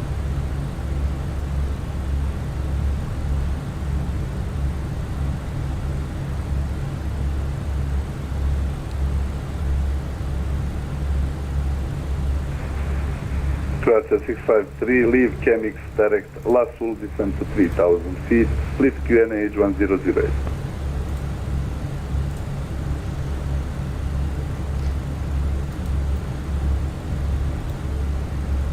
Drini, oh, you've managed to figure out getting the Phoenix. Excellent.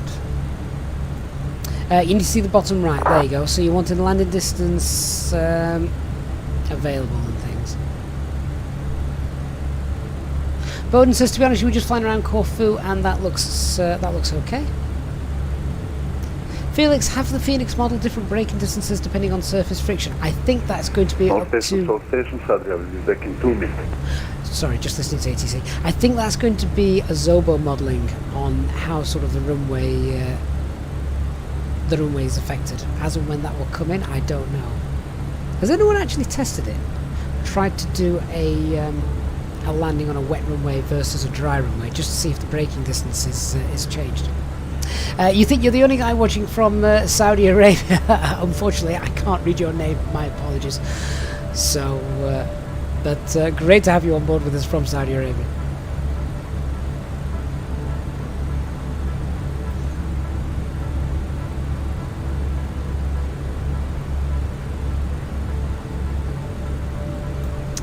No problem, HD. We'll leave that with you indeed.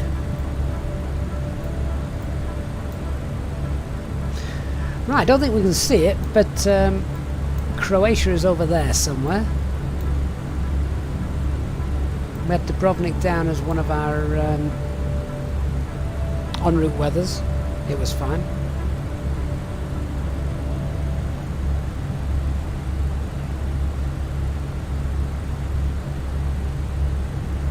You can see the clouds building over the land though.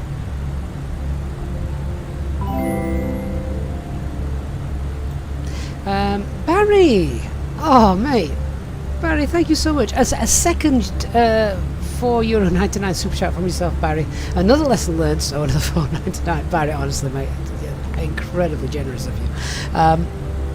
Stupid YouTube doesn't let me do 5. That's strange, that, isn't it? But Barry, thank you. I really do appreciate that.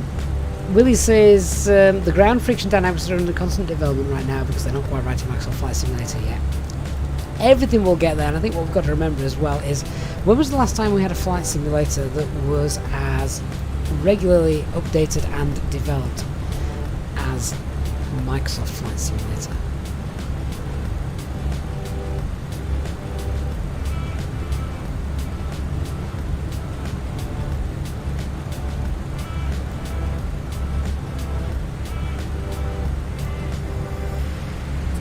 Barry, on a phone it's $4.99 or $9.99 for some damn reason.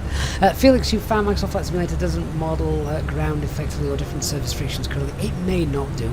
I mean, we stopped at Jersey last night a lot sooner than I expected to, in a lot of rain.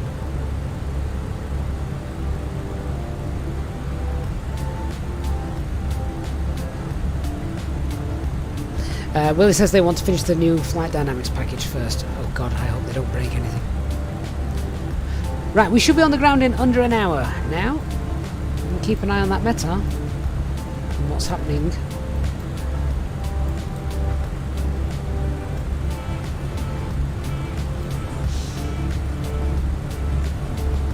No reason we shouldn't get in looking at that. ADR radar, engine 177, negative 1 second.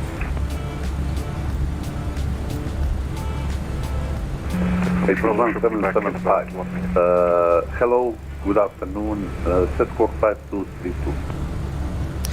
So if we just check again, please. our flight plan page, what time should we arrive? Set Cork 5232. Should we be arriving just after 1300 hours? Squawk 1252.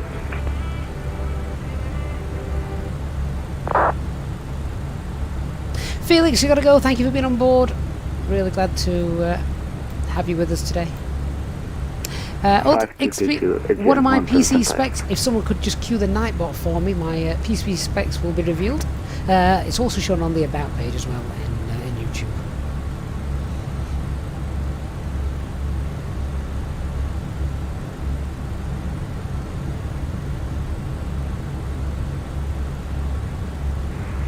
Croatia 653, clear for runway visual 23, report final.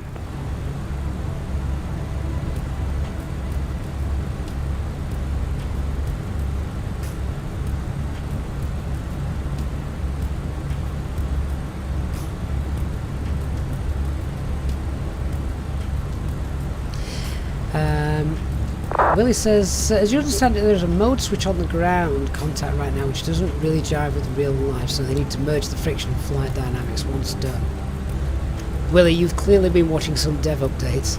Adria Control, good afternoon, this is Gravity 2 Echo Golf India, flight level 330 with you. Gravity 2 Echo Golf India, Adria radar, dobar dan, identified, proceed, direct Tirana. Okay, what fuel do we currently have? We've got direct Radana with Gravity 2 Echo Golf India. 5.8 tons of fuel on board. AGN 1775, identified, proceed, direct Tirana. We've got loads of extra fuel. AGN 1775, 53 nautical miles away from direct roll bar. I would imagine as well, 1775, if we don't get in for whatever reason on go number 1, we've got enough fuel for go number 2. Before we decide whether we're binning it and heading off somewhere nicer. Anthony S says, I love the fact that I finally don't get stuck on the runway after landing. I never had that problem. AGN 175, proceed direct Irana.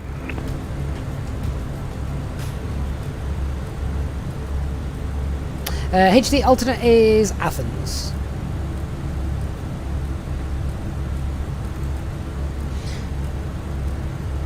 To be fair, we had a few alternates as well, obviously, in the flight plan. We never dispatch now without 3 or 4 alternates.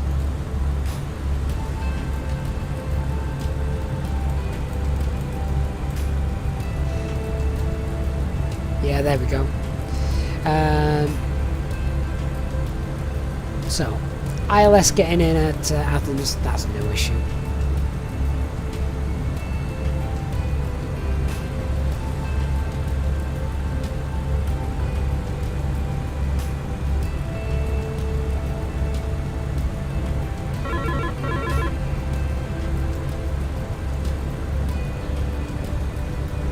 Monitor Unicom, okay, look out.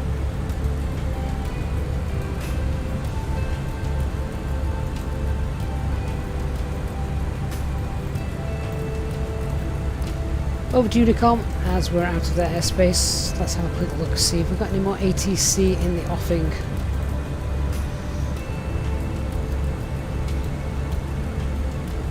Sadly, it doesn't look like it. I nearly went to Dubrovnik today as well. I thought Dubrovnik might have been. I've never done it. Have I ever done it in Microsoft Flight Simulator? I used to do it all the time in FSX because I had the Orbex scenery and it was great.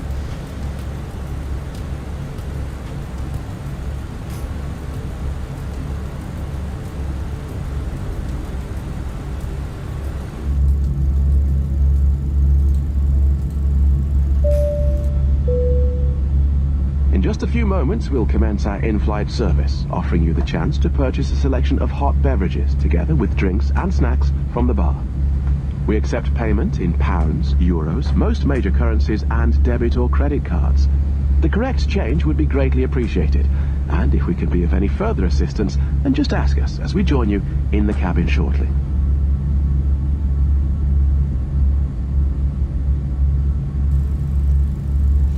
Ryan Video says you like the call sign Gravity. A bit of an oxymoron, really, isn't it?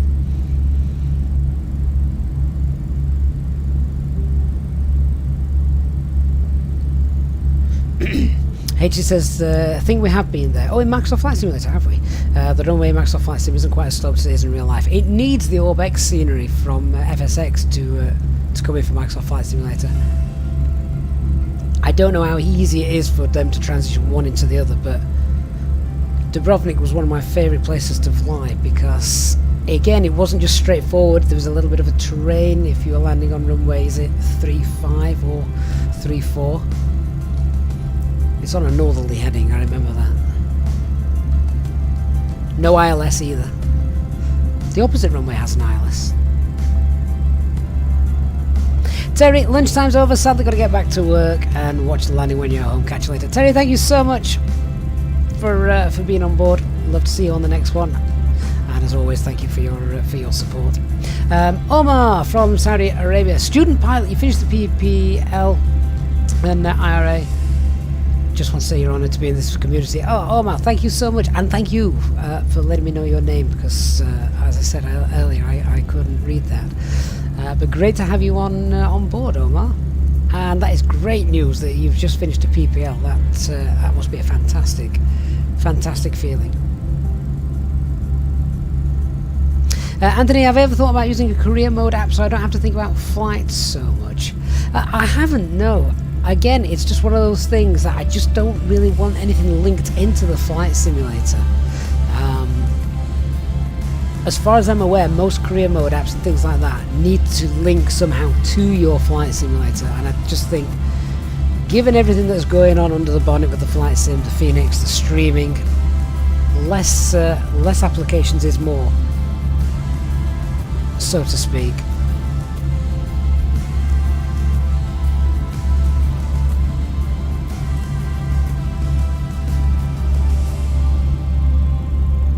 Cloudless skies at the minute. Cloudless skies up ahead as well. I bet that's not going to be the case when we're coming into land.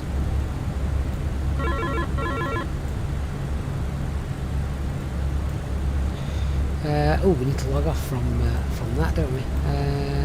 So, how are we doing this?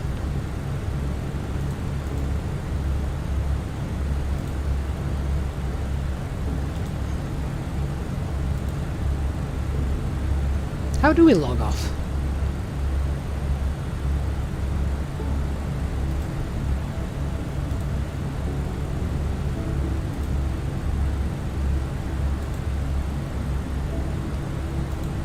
Okay.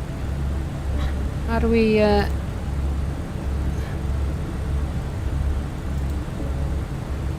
cancel that?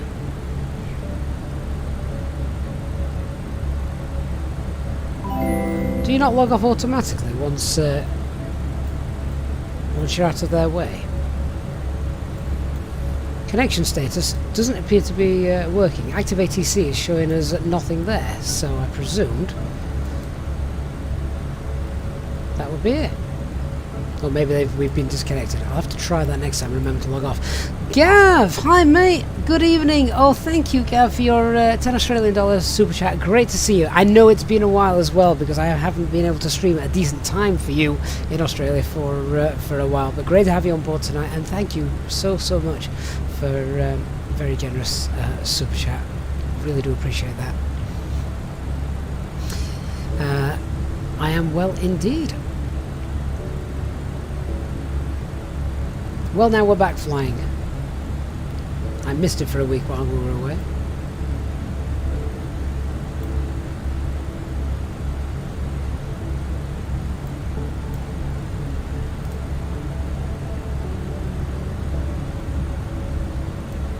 Here's a question for HD. So our planned cruise flight level today was flight level 370. Optimum was 36. Would you have gone to it 37 or stayed what we changed to flight level 35?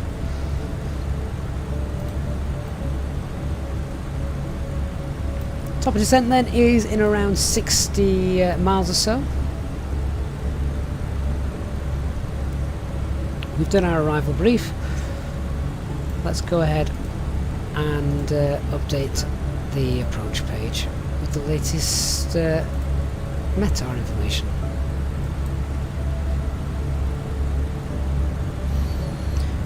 So QNH 1009.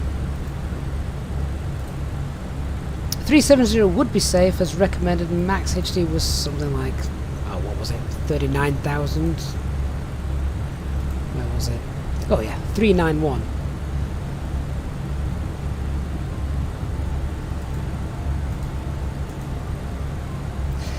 Temperature in Corfu is 28.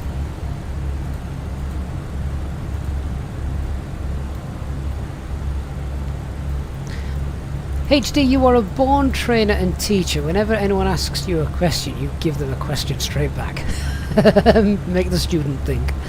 220 at 3. Oh, that wind's dropped off a lot looking at that. 220 at 3.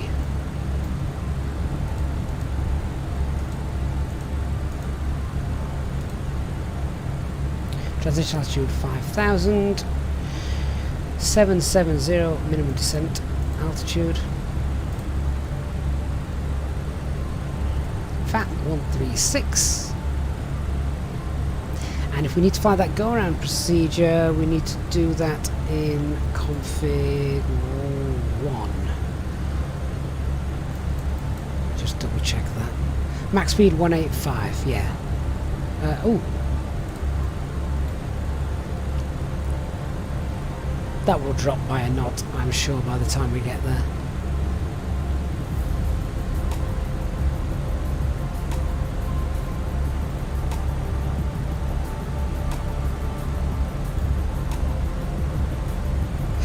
So there is a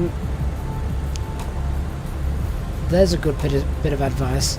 As long as we have 1,000 feet between your cruise and your recommended maximum, then you can do it. 1,000-foot margin. That's a great little bit of knowledge to hold on to. Daz105, thank you for the follow on Twitch.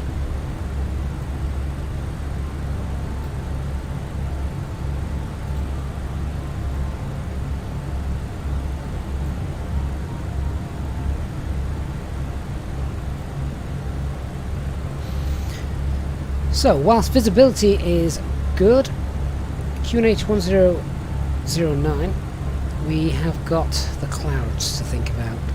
Towering cumulus 1,500 feet.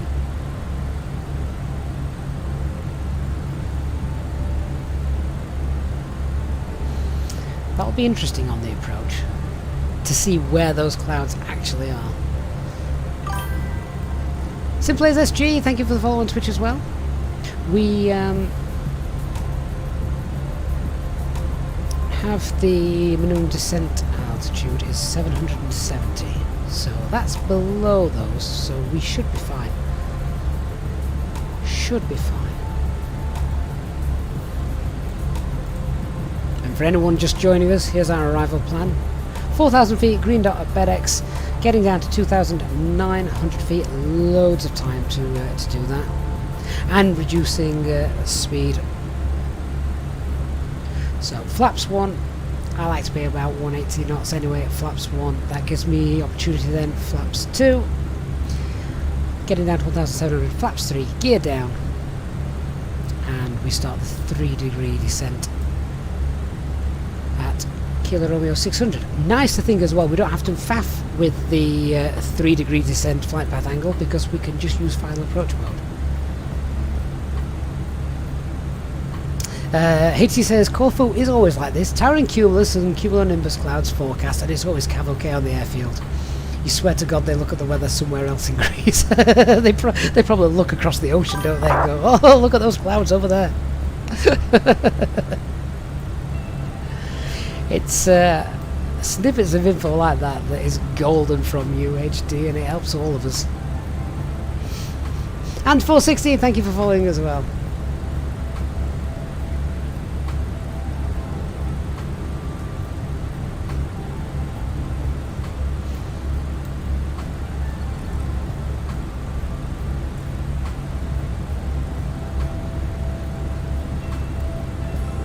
Right, top of descent is in around 20 miles time.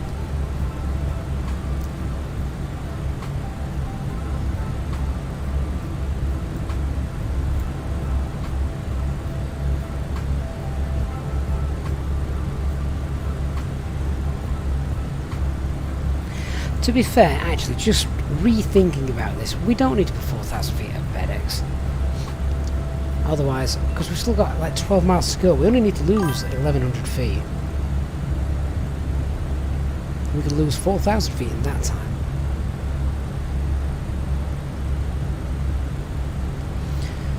So let's just alter that ever so slightly.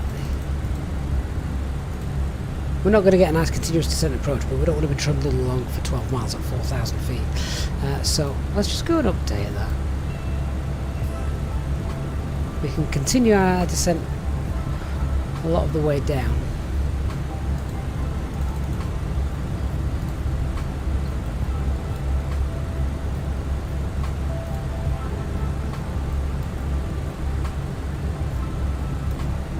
Means we can also keep the speed up a little bit on our descent.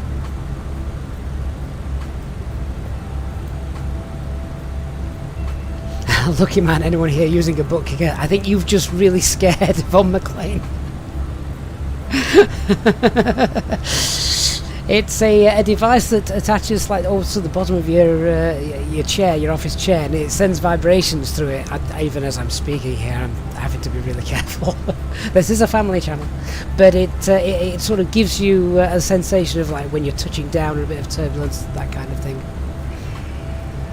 Anthony, I just thought you'd show some love on both platforms. Oh, thank you, Anthony.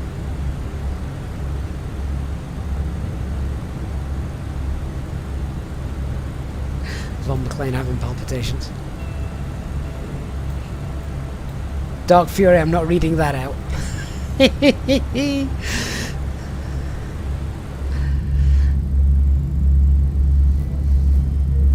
Trini is now wondering what we're on about as well. HD, I'm most certainly not reading that out.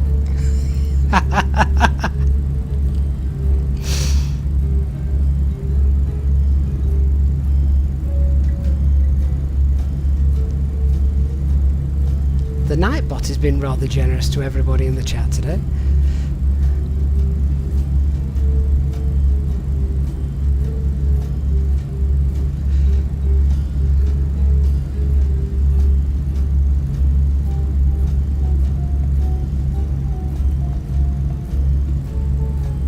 HD, that's how you could convince your missus to let you get a PC, isn't it? A Microsoft Flight Simulator.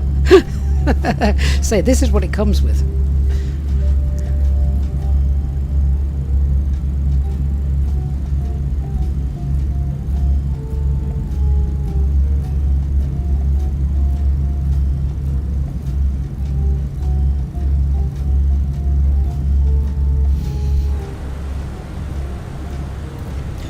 Okay, so we're about to start heading down anyway.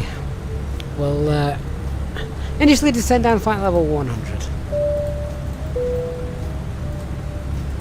Ladies and gentlemen, from the flight deck once again, you will be delighted to hear that we will shortly be starting our descent into our destination, at which point the cabin crew will start preparing for our arrival. If you could please make sure that all Through side long descent flight level 100, Blue.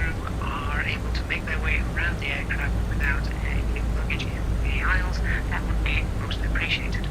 A reminder for our Easyjet pilot members that free drinks are still available from the cabin crew until the seatbelt signs are turned on. Please note, however, that the toilets will shortly go out of use. Thank you. And pop that into managed descent now. You can see the speed gate is away from MMO.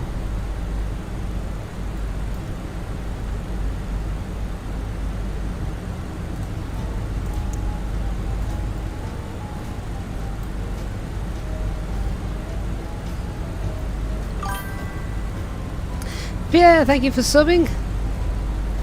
Squareness just in time for descent, quite right too.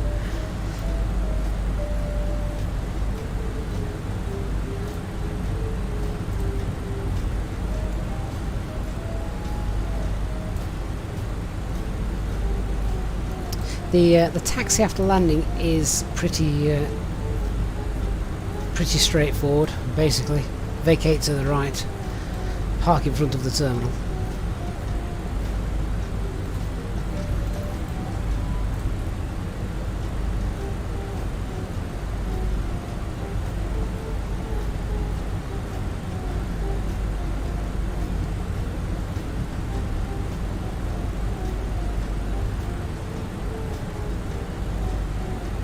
Steve says he's noticed the EFB has built-in redundancy with 2 sucker pads on the windows, unlike car sat-navs that fall off unannounced. Oh, I remember that.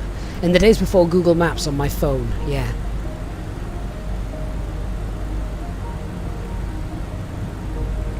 and don't worry about following that yellow line leading onto the stand.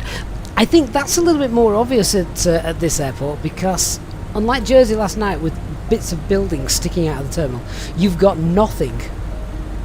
You've got nothing to hit, well, apart from other aircraft. But yeah.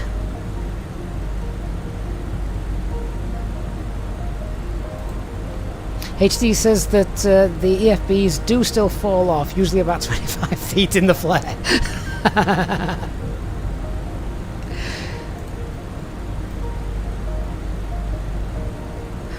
That's inappropriate timing.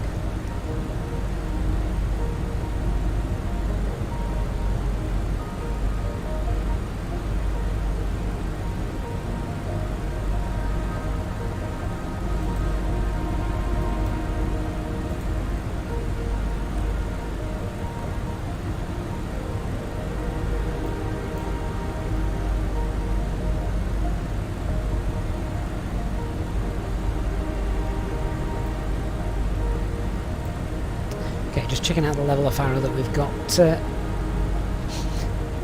showing. Nice healthy descent on the way down.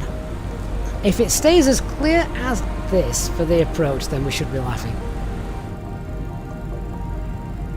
If you haven't done already, guys, please do hit the like button on the stream if you've enjoyed the flight so far today. Great way, chilled way to spend a Wednesday afternoon.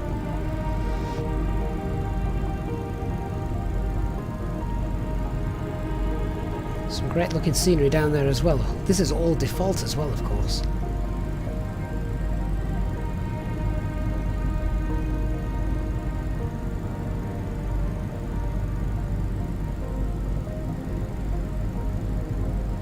Mark, where are the storms? Good question. I may have to update the name of this stream. Have we passed Tivat? That was oh yeah, I think Tivat's well behind us now, isn't it? Another great place to fly.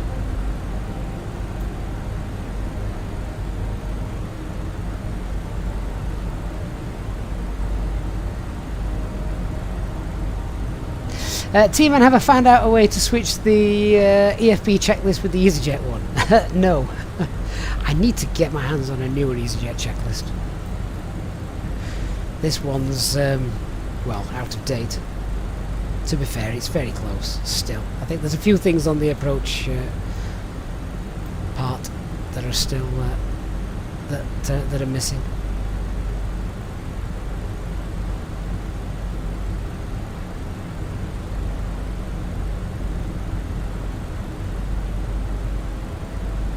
Brian Crawley, good afternoon to you, sir. Hope you're well.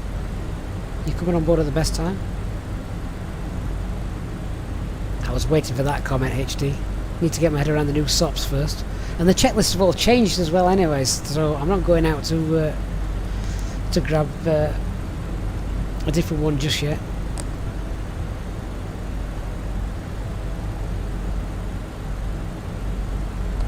Apologies if you can hear me slurping tea in the background.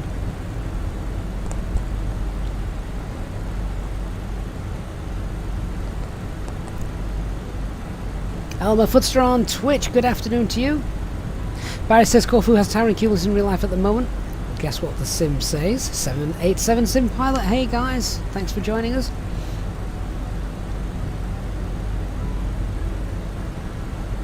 I'm drinking that much tea, I'm going to be a typical pilot. We're going to park on stand, power the engines down, and then I'm saying, aircraft's yours, I need the loo.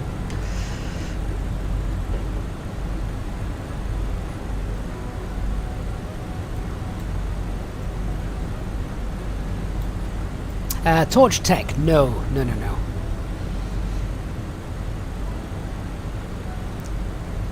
Look at all these clouds.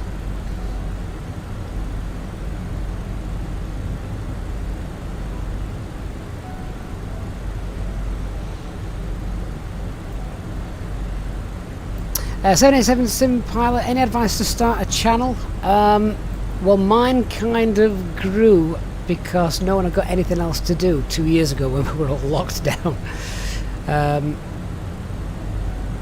So that was how we that's how we kind of got to where we are now.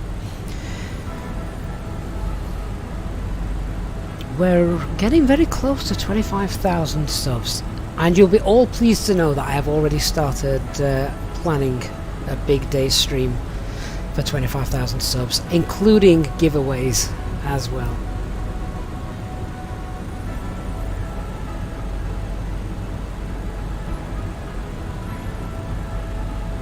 We are on live weather, yeah. We know we're on live weather. It was working fine when we left Milan, so I don't see any reason why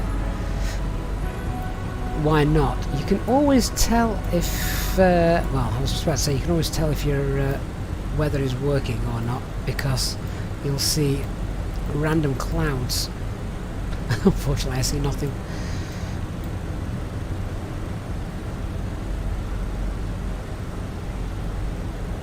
Oh, HD, don't give me the line check and the new SOPs at the same time. Jeez, mate, be fair.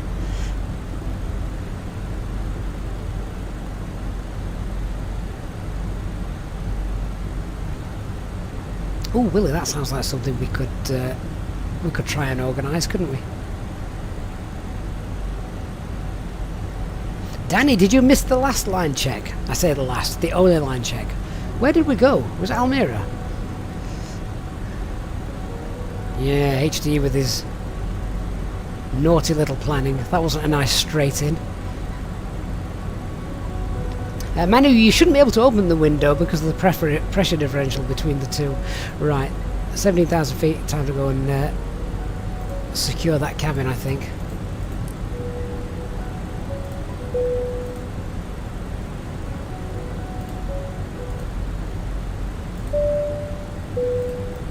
Ladies and gentlemen, the captain has turned on the fasten seatbelt sign.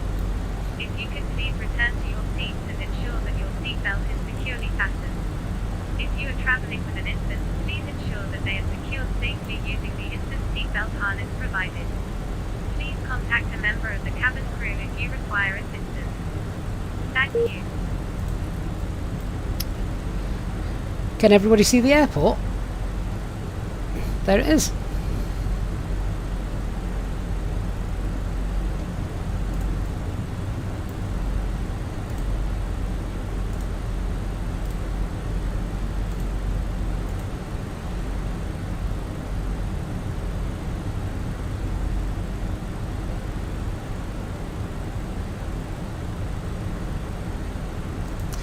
HD, you'll be giving us failures as well. Well, now we've got the Phoenix, it's possible, isn't it? Oh, VPilot keeps disconnecting me. Let me just change the server. I wonder if there's an issue.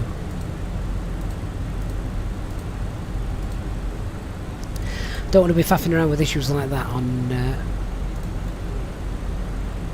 the approach. Right, we're now in the DME arc. Squareness, that's correct, yes, with the thrustmaster side stick, etc.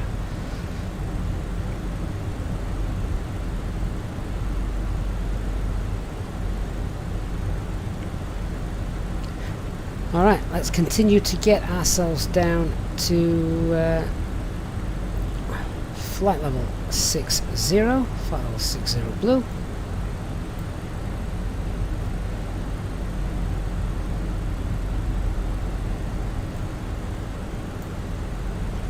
There's our airport down there. So we're basically flying nice arc all the way around and coming back in this way. Nice approach this. I don't think I've ever done this approach into Corfu.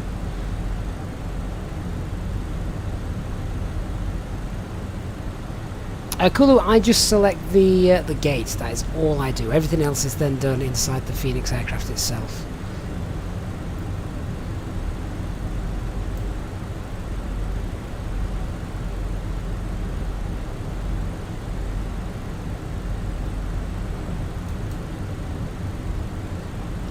This weather seems very wrong, doesn't it?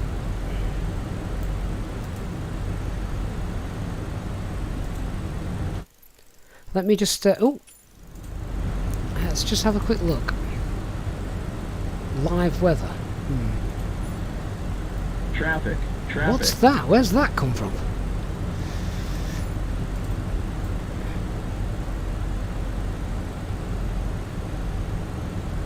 Well, this doesn't seem right.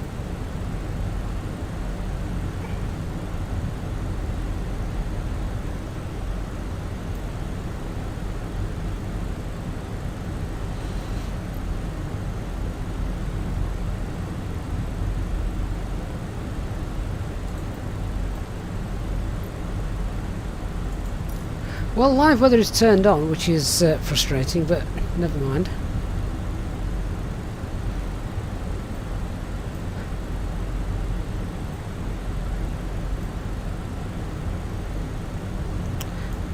Tell you what I shall do. We can always see if I press B when we get low air. So this is live weather. Is anyone else in Microsoft Flight Simulator with live weather and getting different weather at the minute?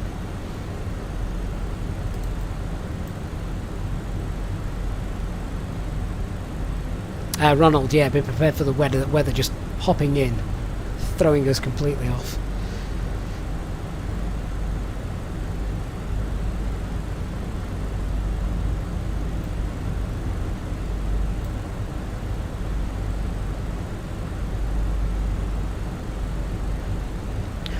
Right, coming up on 10,000 feet, let's go ahead and get the lights out. I'm going to full speed and activate our approach phase.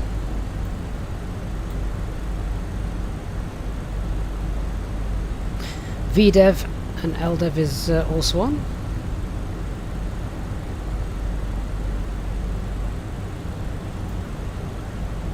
It's a real shame that the weather doesn't appear to be working correctly. That's the first time in a long time I've seen the weather in the sim differ from the weather in the Metal.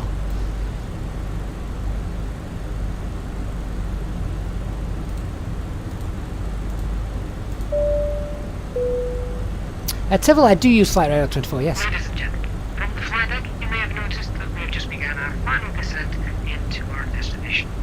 If you could now assist the cabin crew by tidying up your tray table and handing them any litter as they come around, that would be most appreciated. For safety reasons, we ask now that you please turn off all electronic devices or switch them to airplane mode until after we have landed. Please note that the aircraft toilets are now out of use. If you wish to become a Easyjet Sim Pilot channel member, please contact a member of your cab crew who will be happy to assist you. Thank you, and we hope you have enjoyed your flight. Well, we can now see our aircraft position here on the EFB.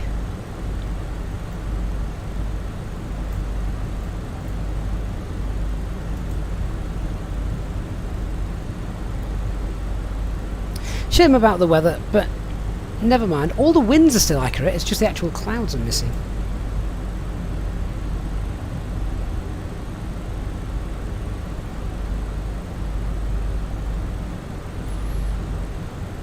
Okay, so we're going to get down now to 2,900 feet.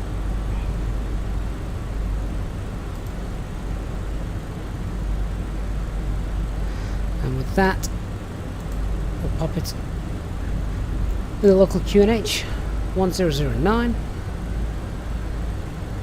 HD says that this isn't that unrealistic.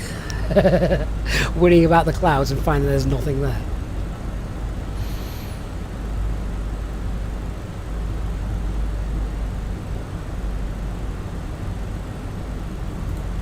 Okay, I'm going to start slowing this down to green dot as we planned by BedX. Then nice and steady, we can get down to 2,900 feet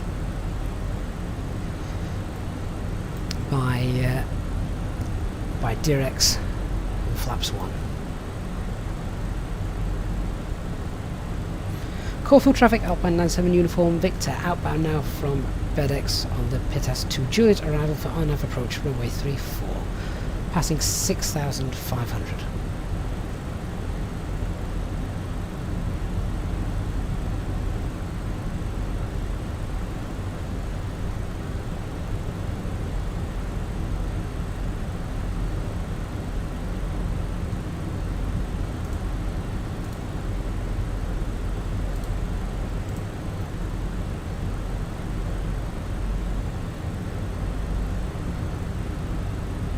No excuse not to get in though now, right?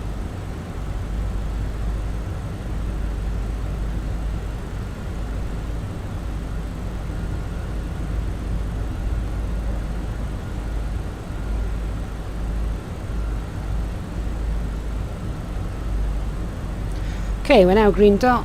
We can see we're going to level off where we wanted to. at 6:01.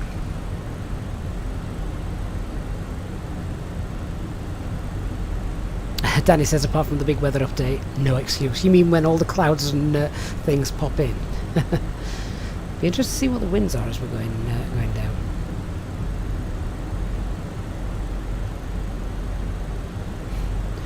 So we're going to be flaps 1, 180 knots by this waypoint.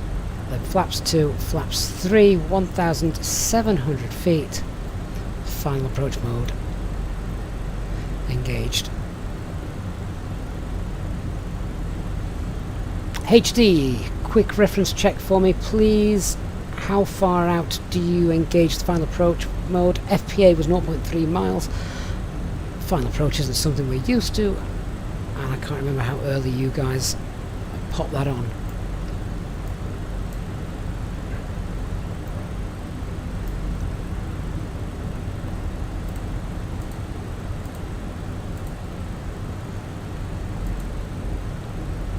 Final approach fix, thank you. Cabin crew, if you could please prepare the cabin for landing, we should be arriving shortly. Okay, so we're going to start configuring them flaps 1, speeds checked, flaps 1. And when level at 1700, thank you. That's the go around procedure now, visual on the navigation display.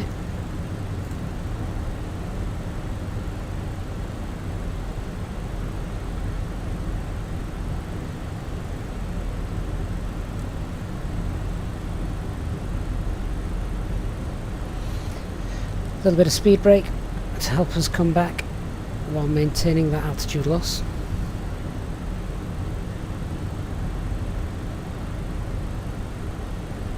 Speed brakes can go away now.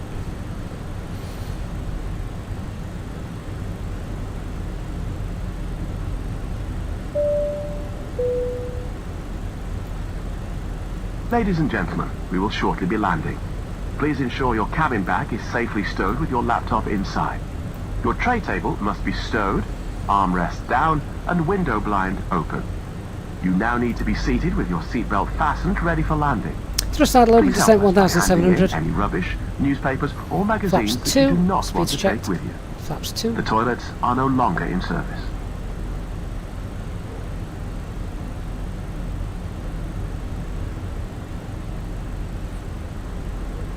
I can hear First Officer George barking at the cat. I hope he'll survive till we've landed.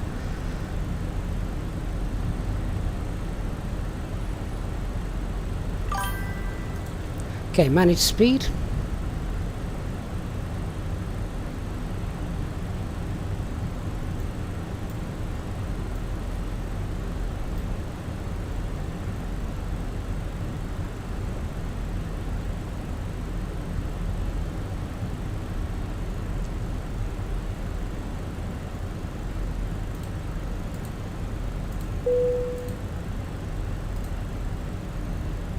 Cabin crew, please take your seats for landing.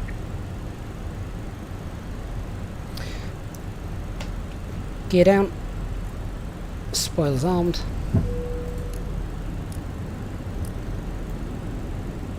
Flaps 3, speeds check, flaps 3.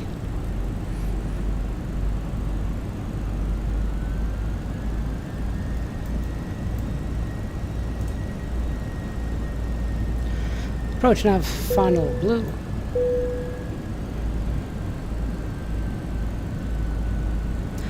Nice and visual, we should get a clear view of the runway nice and early.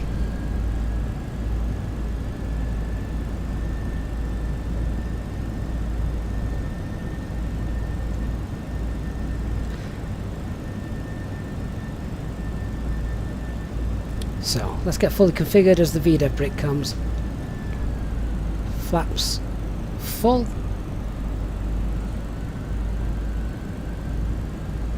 Final approach mode, missed approach altitude 4,000 feet, set.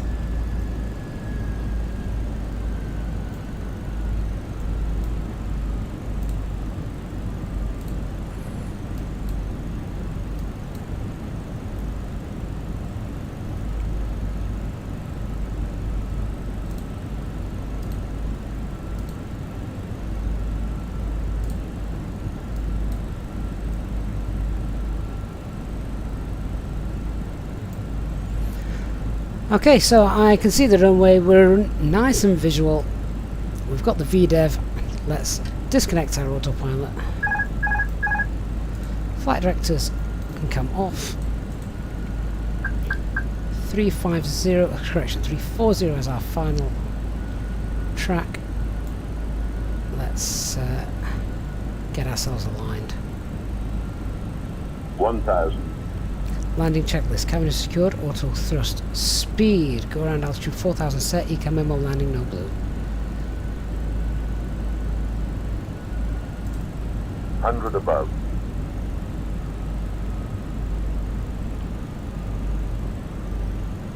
Minimum. Continue.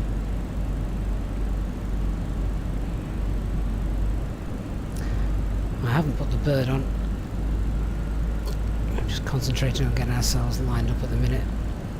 Fully visual on this approach at the minute. 500. Continue. Just keep that nose down.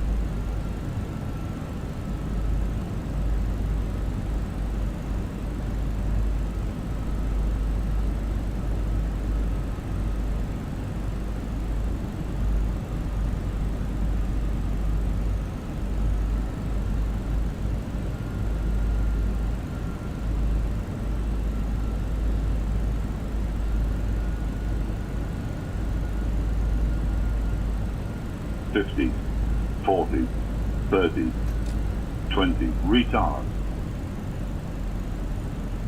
5.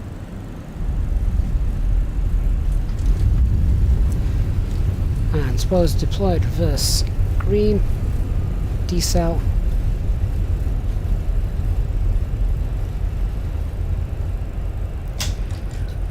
Reversers are off. Disconnect the auto brakes.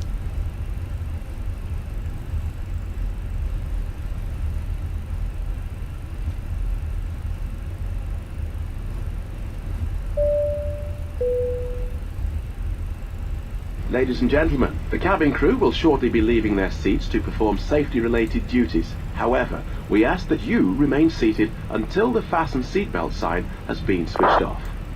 Portable electronic devices for messaging, calls or internet access may now be used. Please make sure that you take all your personal belongings with you, checking in the seat pocket, underneath the seat and in the overhead lockers. Do take care when opening the lockers in case anything falls out.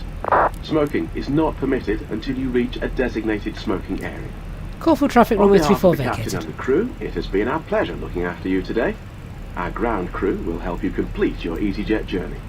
For the latest news, promotions, flight and destination information, check out our official Facebook page, Twitter or Easyjet app. Welcome to Corfu, where it is not thunder and lightning, windy or full of clouds. Never mind. Yeah, I forgot to put the bird on for the final approach. We were in Cessna mode.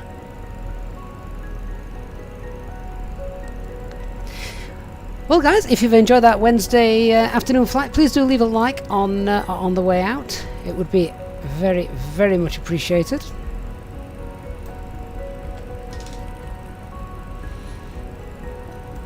We'll go ahead and park in front of the terminal.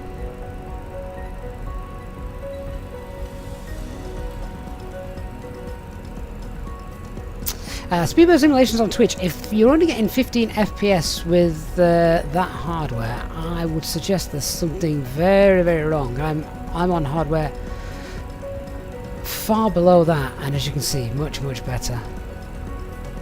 340 was the runway track, yeah, not the runway heading.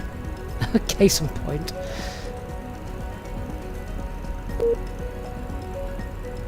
Ronnie Sutherland, good night from Australia. Thank you for being on board with us today.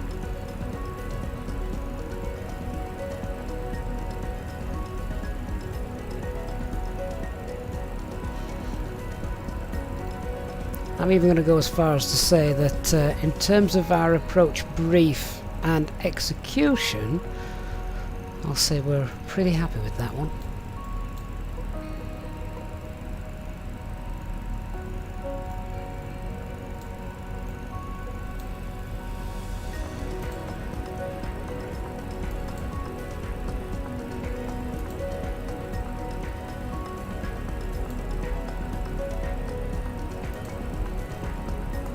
Sorry, runway track's 345, not 340.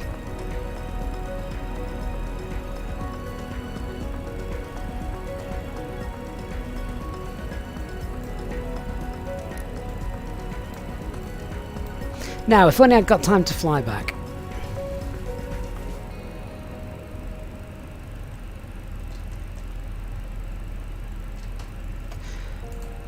Parking brake on. And APU bleed. Engine 1. Engine 2.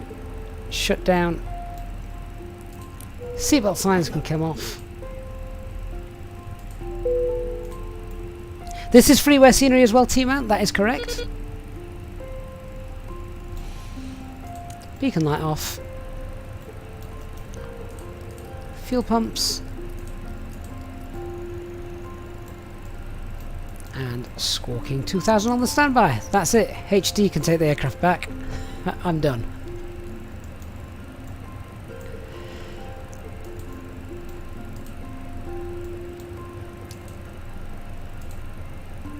Have we got the ground power unit in place? Indeed we do.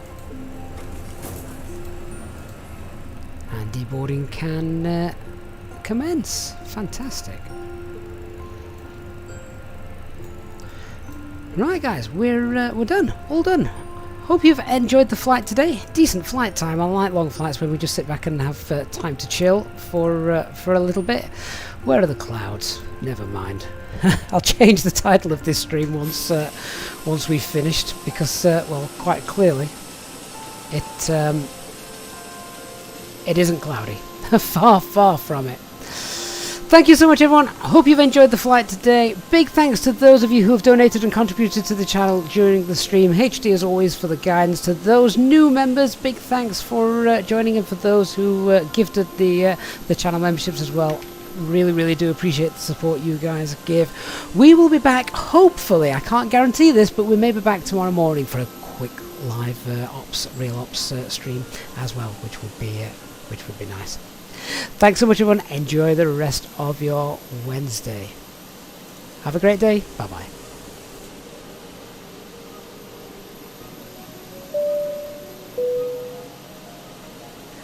Ladies and gentlemen, on behalf of myself, the captain, the first officer and the crew, I'd like to thank you once again for choosing to fly with Easyjet today.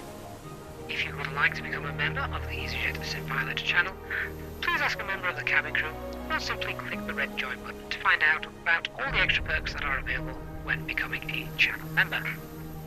We wish you a safe and pleasant journey from the airport, and we hope you have a great day to come. Thank you very much, and we look forward to seeing you on the next flight. Bye bye.